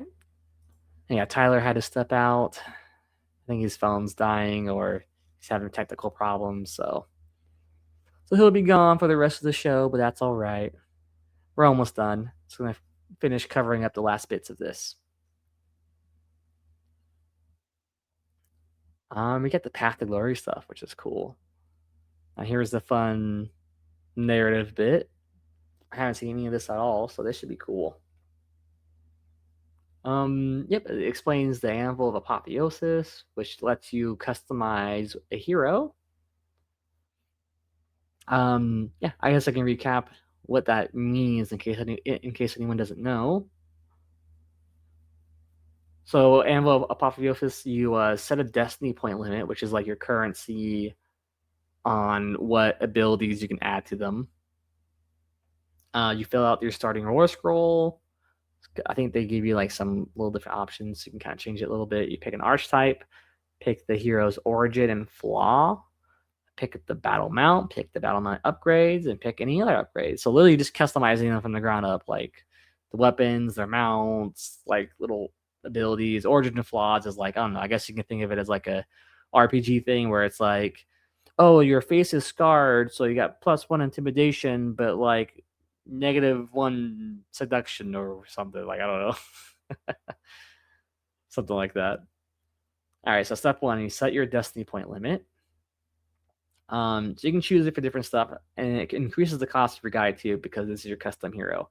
Because more destiny points you get, the stronger your guy basically can be. So you can do 10 points for 150 point cost. 30 destiny points for 250 or 50 destiny points for 350. And then next you will fill out your starting war scroll. So you got a basic war scroll. For the listeners who can't see it, you start with 5 health, 5 move, a 5 save, and 2 control. You start with a basic melee weapon. It has 3 attacks, 3 hit, 4 to wound, 1 rend, d3 damage. Kind of like almost like the generic wizard staff that you get for all the Tzeentch heroes, or most of them. Yeah, and he starts out as a wizard 1 as well, so you get 1 cast, and he's a hero infantry. But I think all Anvil of Apotheosis characters are infantry foot heroes when they start. All right. So step 3, pick an archetype. So these archetypes are basically going to be your buffs. If it says like negative DP and it's like a red background, that's taken away from your DP costs. Because that's going to be like a buff for you, right? If anything is green and it gives you a plus, it's basically like a debuff for you or a bad thing. But that's the trade-off, right? You can like take a debuff to get some more points, to refund some points, and maybe spend on like an extra buff. Maybe you can, or maybe you don't take any of the debuffs and you just kind of are like a hard cap of the 10 or 30 or 50 or whatever. So mix and match. It's kind of like a little bit of a role play right here. Yeah, so for 2 points, you can be the Arcanite Sorcerer. Your hero has the Arcanite keyword. So I guess that can be good for certain stuff. You can be the Zangor boss. It's cool. Oh, I'm going to actually look this up in the book. It might be easier to read. Yeah, you can get the Zangor boss. He'll have the Arcanite and Warflock keywords, which is cool. And he'll also gain this passive movement ability called Avian Speed. Each time the Warflock unit is set up wholly... each time a Warflock unit is set up wholly within 12 of this guy, that unit can immediately move D3. But of course can't move in combat. So that's kind of cool. So you're very able to pop them up next to you. They get a free little D3 move. That's not bad. That could be good. I mean, it's not bad for like a little buff thing. I mean, it's a Zangor boss, so like, who's really going to be that hero? It's like it's really like you're just customizing out your shaman or something. It doesn't have to be, I guess. Yeah, I mean, you can use any models for these. There's no specific model you have to tie to this. Like maybe you use your Orgroid and you give them this or something like. Yeah. The next one for 4 DP. An illustrious demon. Your hero has a demon and award 6. Okay, so this is kind of like you're making him be a demon hero. They get a hero phase passive called Locus of Summoning. Each time a friendly Disciples of Tzeentch unit holding within 12 of this unit uses Rally, you can make 3 additional Rally rolls. Okay, yeah, so he's kind of like your foot, like Pink Horror hero, whatever that guy was called. And then for 5 DP, Orgroid Lightened. Change your hero's health characteristic to 8 and replace their melee weapon with the following weapon. In addition, your hero has the following regiment options. Okay, yeah, they get Disciples of Tzeentch units. And these regiment options is going to be meant for how you list build. And then there are the melee weapons, Great Horns. You get charge +1 damage, 5 attack, 4 to hit, 2 to wound, 1 rend, 2 damage. So basically the Orgroid's weapon profile. So it's kind of funny. It's kind of basic, actually. It's like you're literally just like picking one of the 4 options your faction already has. It's like you're either just a normal foot human Arcanite guy, a Zangor one, a Zangor shaman. You're either like a demon hero or you're the Orgroid. Basically is what it is. So that's funny. Yeah, that's literally what it is. You're just kind of like making them be one of those guys. All right, step 4. This is the origins and flaws. So yeah, you can see on the right side, we got the debuffs basically. On the left side, we got the buffs. You can pick up to 1 origin and up to 1 flaw for your hero. Each adds an ability to your hero's war scroll. However, instead of costing destiny points, flaws give you the destiny points. Yep. But you can only pick one of these. One origin and 1 flaw. So for origins, we got Master of Corruption for 2 points, adds 5 to the control score if it was set up the same turn. All right, it's kind of like a cagey way to play, I guess, but could work, especially when things get tight. You might need the extra 5 points. Eldritch Artificer for 2. Drink some water real quick. You roll dice. On a 3 of the target's melee weapons have crit 2 hits for the rest of the turn.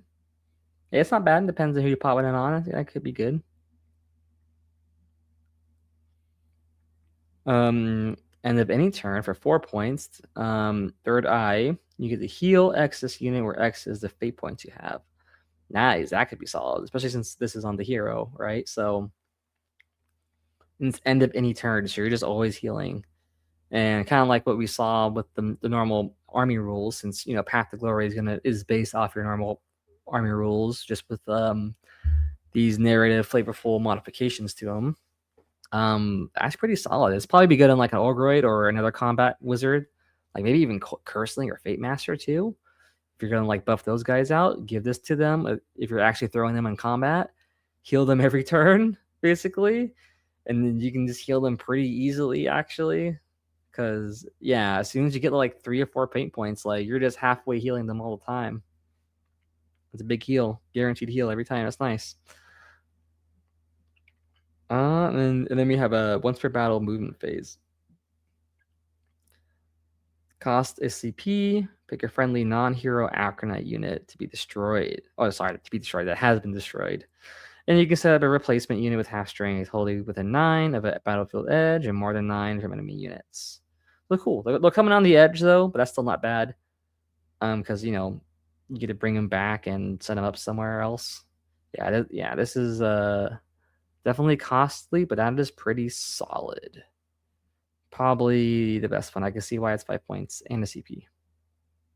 That's cool. Next, here's the flaws. So the debuffs you get.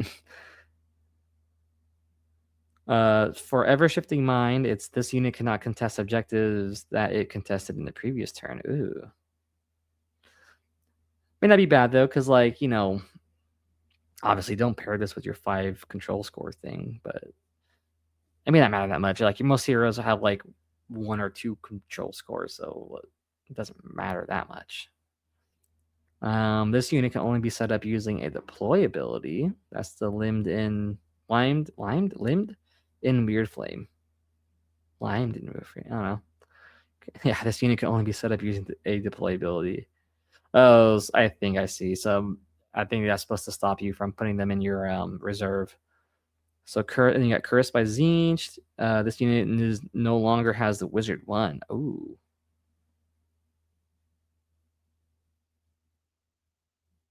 Wow, that sucks. So you can't be a caster? What's the point of having you be a hero then? What? Actually, it may not be that bad. And then you got Mutated Limbs. The move characteristic is D6 plus 2. That's actually pretty cool. That's not bad. D6 plus 2. So like unless you're rolling like 1s and 2s. So as long as you roll like a 3 or better, you're still moving it okay. That's funny. That actually might be like something I'd pick. That one or the contest objective thing is probably like the 2 things that wouldn't be too bad. All right, and then now we go to step 5. We pick a battle mount. So it's Tzeentch. Like it's not gonna be too crazy. The only mounts we have is a disc or a chariot, I guess too. Yeah, kind of the same shit, just a bigger disc. If you can pick up to 1, the Disc of Tzeentch costs 5 DP, and you can add that weapon to your Warscroll 2, which is going to be the disc, teeth, and horns, the standard profile it has. And it says, in addition to the changes to your Warscroll, you can change your move to 14, change health characteristic to 7, and replace the infantry keyword with cavalry and fly. Yeah, That's cool. Wonder if it's possible to like make your Orgroid guy have a disc. Or just say your disc guy is an Orgroid guy. Like, I don't know. I guess why not, right? Like nothing's restricting it. You could. Yeah. You could make him be like an Orgroid guy, give him the Orgroid Enlightened, right?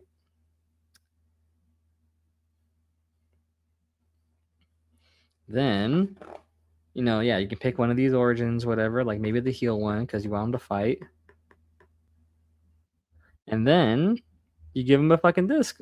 And now he's 14 inches with the extra thing. But you know what though? What do you do with the health characteristic then? Do you keep it as 8 since he's already 8? Or do you reduce it down to 7? I don't know. What do you do?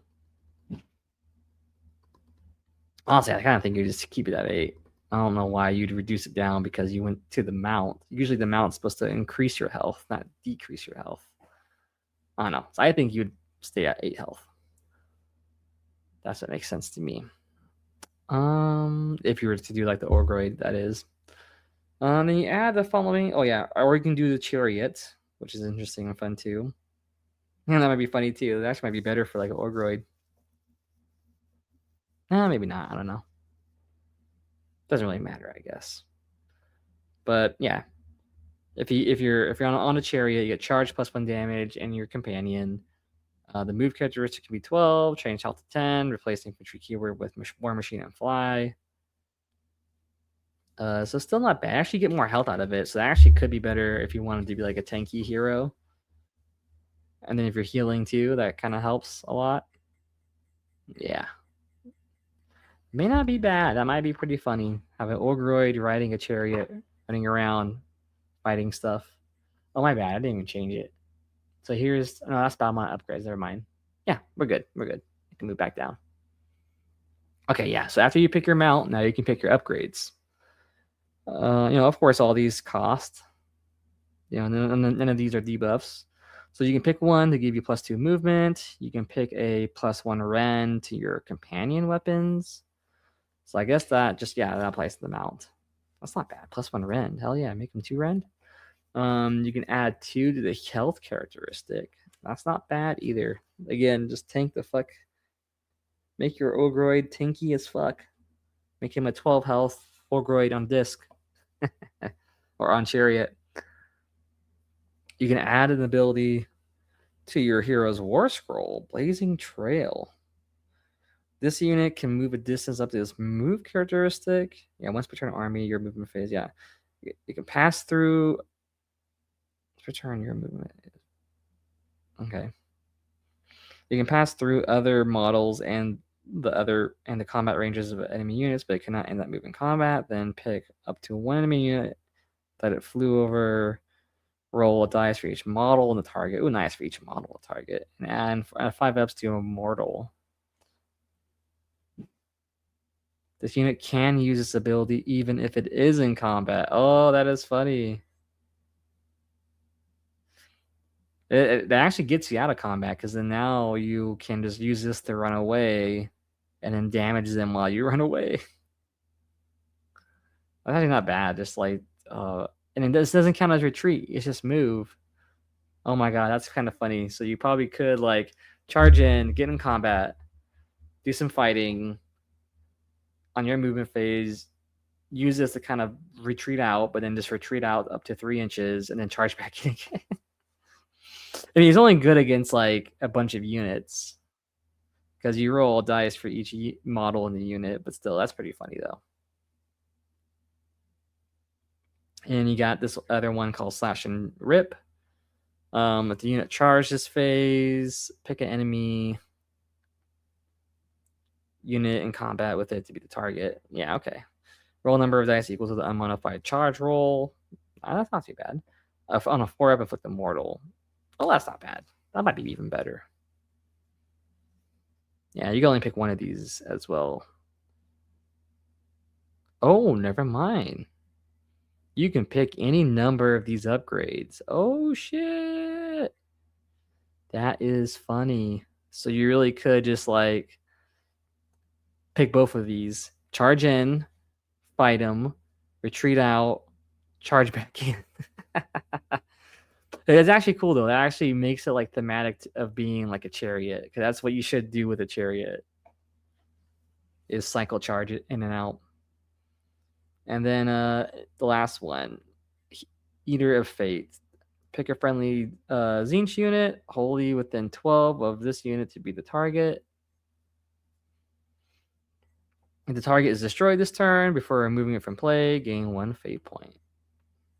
Okay, so it's kind of like the other unit that has this ability, the Flamer one or the other Chariot one. Yeah, you just pick a guy within 12, they're destroyed, get a fate point. Yeah, not bad. I guess you can use it to farm the fate points. Get some extra help. All right, and now we can go to step 7. This is to pick other upgrades. So just other random miscellaneous upgrades that you would want.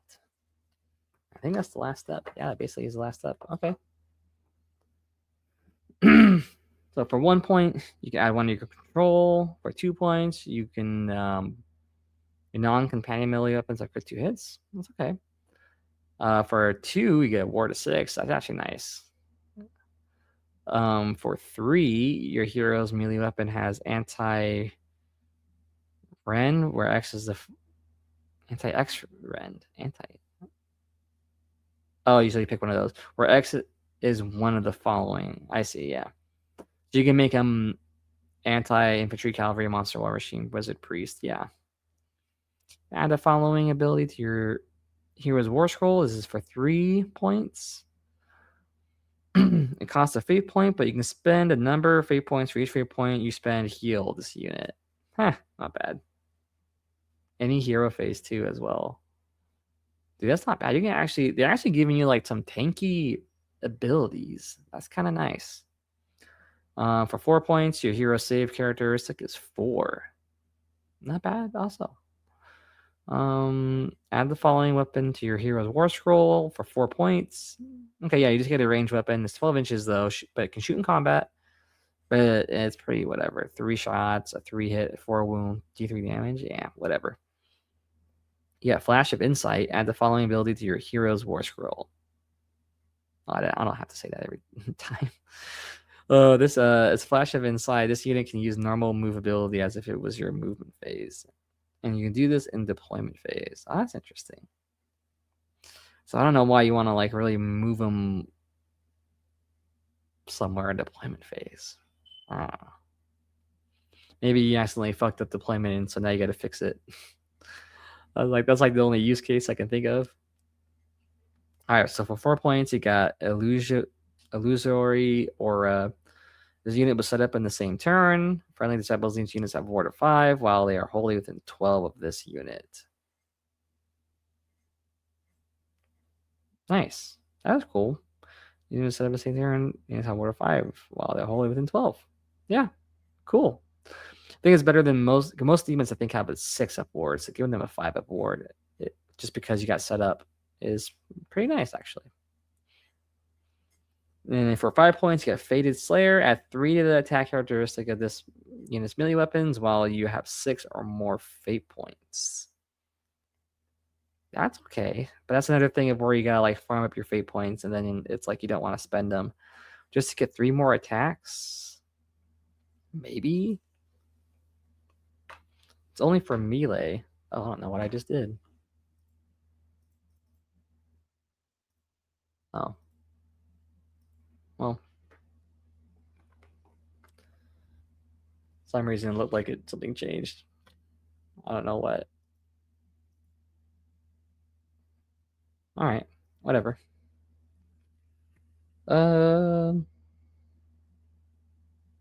Okay. Yeah. For 6 points, you got Master Arcanist. Add 1 to casting rolls and banishment rolls.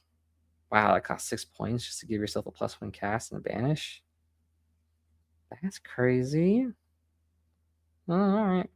And then for Grand Sorcerer 8, Wizard, your Wizard is now Wizard 2. Okay. I feel like some of these earlier ones are kind of fucking better. Yeah, well, those are interesting. Yeah, I feel like the cheaper ones are kind of a little better. I really like the idea of like just making it be like an ogroid on a chariot, and then maybe make him a little tanky, so he's actually like an okay fighting guy because he can just heal like every fucking turn or something. All right, now let's go to your what are these called? Path trees? Yeah, paths. Because every hero gets a path. I think your warlord automatically starts with it, and then throughout Path to Glory campaigns, you can make your other heroes have these too. Yeah. So these are only for Tzeentch heroes. There's only two. We got the hero one, and we got one for a normal guy. So, yeah, let's check it out real quick. So the first rank, you can get Spell Jaunt. When you use Smoke and Mirror ability, if this unit is masked by illusions, you can pick a manifestation, friendly or enemy, that was not set up in the same turn to be the target instead if you also do so. And let's pick this unit to be the substitute. After setting up the substitute, the target is banished instead of being set up in reserve. The target is banished. Wait. What is this? What is this?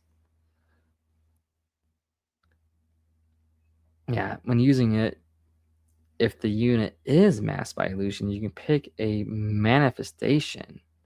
Ah, okay, that's why you swap out with a manifestation. You can do your own or an enemy. That's actually kind of cool, and it's not even not bad that it's your own because maybe you want to reset up your sigil or your eyes, then or whatever you have out because it's Path to Glory. You can kind of have anything for your spell lore, and you just swap out with that instead of a actual unit. That is cool. Cool, and especially good against the enemy because now that's like a free guaranteed banish to swap out with theirs. Yeah, you just can't do it on something that was set up in the same turn. Okay, makes sense. Give them a chance to freaking use it. If you do so, yeah, but Smoke and Mirrors has popped any hero phase, so you can just like sure they popped it out, but then next turn you just swap it. You just fucking swap it out with this to banish it. Oh my god, I feel that's crazy. That's funny. Or you have this other passive, which is subtract 1 from hit rolls, attacks that target this unit while it's within combat range of another Tzeentch unit. That's kind of not bad. It's kind of like a little bodyguard mechanic thing. Kind of cool. Again, maybe do that with the Ogroid. Make him even more tanky. All right. Yeah, the elite, the second tier, Stream of Babel, add 1 to unbinding rolls. Okay, that's not bad. That's fine. Or you can do the other one, Agent of Change. That's once per turn, end of any turn. If this unit is contesting an objective you do not control, gain a fate point. That's not bad, actually. Especially good if you make your guy fast. Just run over, take an objective, get a fate point. That's cool. The next tier, the Mighty tier, you have a once per turn reaction. You declared a spell. That spell is successfully cast. Roll a dice on a 4 after resolving the effect of that spell. This unit can immediately cast that spell a second time using the same casting roll. Do not count the second spell towards the number of spell abilities that this unit can use this turn. What? So you get to just double cast it, I guess? It's a 50-50 chance. It's a 4-up. Cast that spell a second time using the same casting roll. But it's saying using the same casting roll, so I guess you don't re-roll the casting roll. You just do it. But I guess that means your enemy can try to unbind it too, maybe? Since it's considered a second casting roll. Okay. That is pretty cool. That's going to be cool against, like, if you got certain ones. Yeah, that can be used for so many things. Yeah, that's just cool. Like 2 Shields of Fates or 2 damage spells or 2 Fold Realities or I don't know, whatever. And because it's Path to Glory, again, you're not going to be tied to just your own spell lore. You can use it to cast whatever else. Like if you're doing one of the campaign books, you might have a cool special spell on there that does something kind of fun. And now you can cast it 2 times back to back. That's cool. All right, passive combat. Driven by fate. While you have 3 or more fate points, add 1 to hit rolls. That's not bad. 3 should be probably not too hard to get. When you have 6 or more, add 1 to wound rolls. And then when you have 9 or more, add 1 to rend. Ooh, this one really just wants you to like save up your fate points. That's not bad. That's kind of cool. All right. When a unit in the legendary tier, the very last one, when a unit on this path gains this rank, pick one of the following abilities. I don't even need to read that. Why did I even read that? This unit can we got a your hero phase ability called concealed sorcery. Like concealed carry. This unit can only use this ability if it was masked by illusion. Pick a model and a friendly Disciples of Tzeentch unit to be the target. Okay, so you got to be masked by illusion. So in your reserve, and then you pick a friendly unit. Okay, this unit can immediately use a spell ability. When it does so, measure the range visibility spell from the target. Oh, cool! So it's like the Changeling's ability where you get to cast through a guy, even though you're in reserves. That's cool. That's cool. And then you got another one, once per battle enemy hero phase. Okay. Eldritch Coven. Each visible friendly Disciples of Tzeentch wizard wholly within 12 of this unit can use a spell ability as if it was your hero phase. Ooh. And it says each visible wizard. It's only once per battle, though. Yeah, that's definitely pretty strong. Because you just keep everybody circled up, and it's like, bam, now you're going to cast spells. Yeah, each Tzeentch wizard wholly within 12. Yeah, so each one can cast at least 1 spell. That is cool. That's not bad. I mean, in your army, you're going to at least have like probably 2 or 3 wizards. So, and this will apply to yourself too. So yeah, you're going to have 2 or 3 extra casts that you just cast off like normal. That is funny. Nice. Okay, so that's pretty interesting. These are some interesting ones. I definitely would like to try to do a Path to Glory with these and see how it feels. Nice. Now next, let's do Path of Mutation. This is for basically your non-hero units. So your Arcanites, your Zangors, whatever, because those guys can take these paths too and get kind of like buffed out throughout the game or throughout your Path to Glory campaign. With Aspiring, the unit on this path gains rank. Oh, I don't need to read that. That's the basic normal shit. So you can do on the first tier, Silver Skin, subtract 1 from Rend characteristic of weapons to target this unit. Okay. Oh, in the first battle round. What the fuck? Only the first battle round. Okay, that's kind of lame. And then you get add 2 to run rolls. Like, I'd probably rather just do that. But like limbs, yeah. I'd rather just do that. What the hell is this? Subtract 1 from run rolls for run characteristic in first battle round? No, that seems lame. All right, the second tier, Elite. You get your hero phase, telepathic link. You pick a visible friendly wizard, wholly within 12 of this unit. Okay. The target can use an additional spell. Ooh.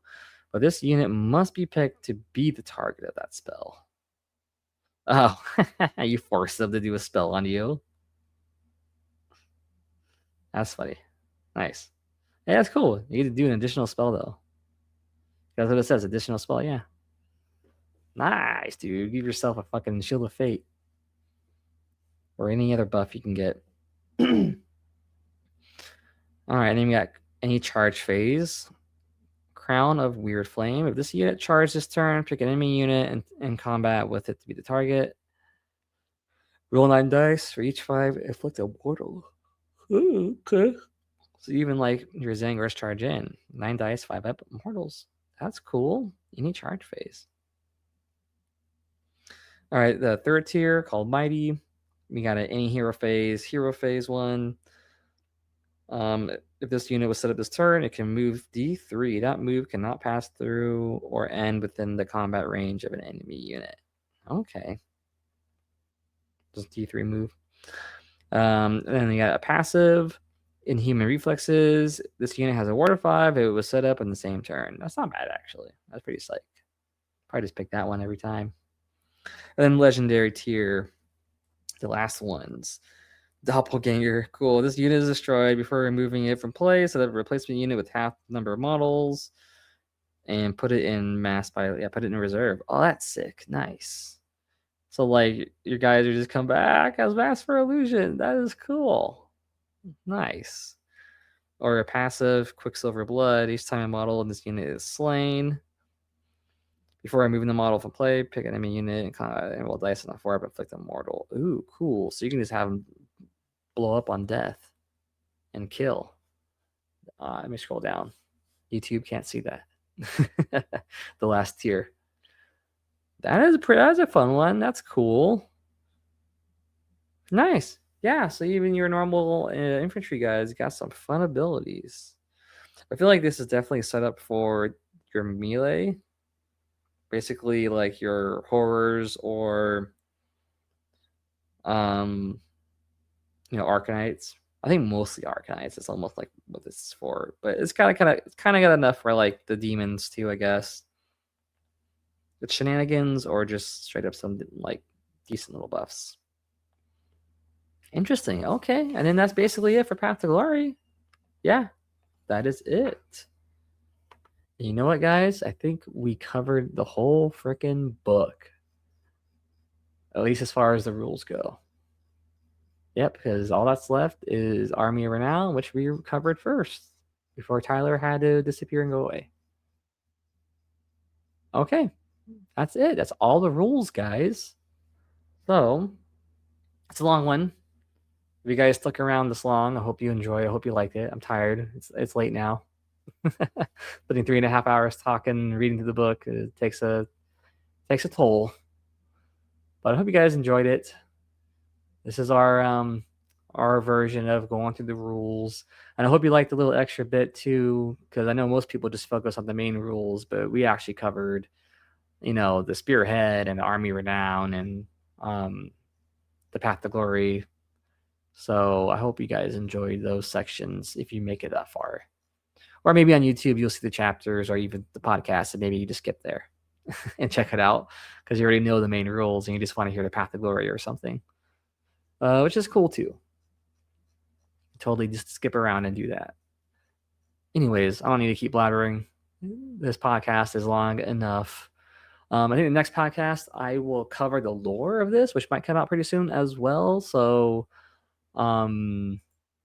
yeah, look out for that one. Should come out soon because I want to cover Tzeentch's lore. At least the new stuff in here. Well, not really. I want to cover the whole thing, but it's a new book, so why not cover their lore? This will be our first time on this podcast covering Tzeentch's lore and AOS, so it should be a fun one. But I need time to read it over and to make notes and to figure out how I'm going to talk about it, and to schedule a time with any other of the co-hosts that they want to join in on it as well. But that will be it. Also, I think what I'm going to do is I would like to have a chance for any listeners and viewers to maybe send in like questions, probably through email, maybe voicemail, if I can find a way to set that up. But for now, easiest way for sure would be like through email. So I'm going to try to get that set up. I can set it up now. So if you did make it this far and you listen and you want to send in like feedback or just a question or anything or just shout something out, whatever, because I want to read these, or if I do voicemail, listen to them and have it on the show too, so you and show it to you guys at the very top of the show, like, hey, this viewer sent this in, let's read it, let's listen to it and respond to it. That's always fun. It's always fun interaction to have with the audience like that. So I think I'm going to do that. So actually, I can just tell you guys now because I do have my email or the show's email. So if you would like to send an email and just give feedback, a question, expand on a topic or something, feel free to do so. You can send the email to thesilvertowerpodcast@gmail.com. That's it. Nothing extra, nothing fancy. Just straight up the Silver Tower Podcast @gmail. That's it. Feel free to send stuff in. We'll read it at the top of the show. And yeah, that's it. Hope you guys enjoyed. Have a good night, morning, evening, wherever you're at. And yeah, have a good time. Adios.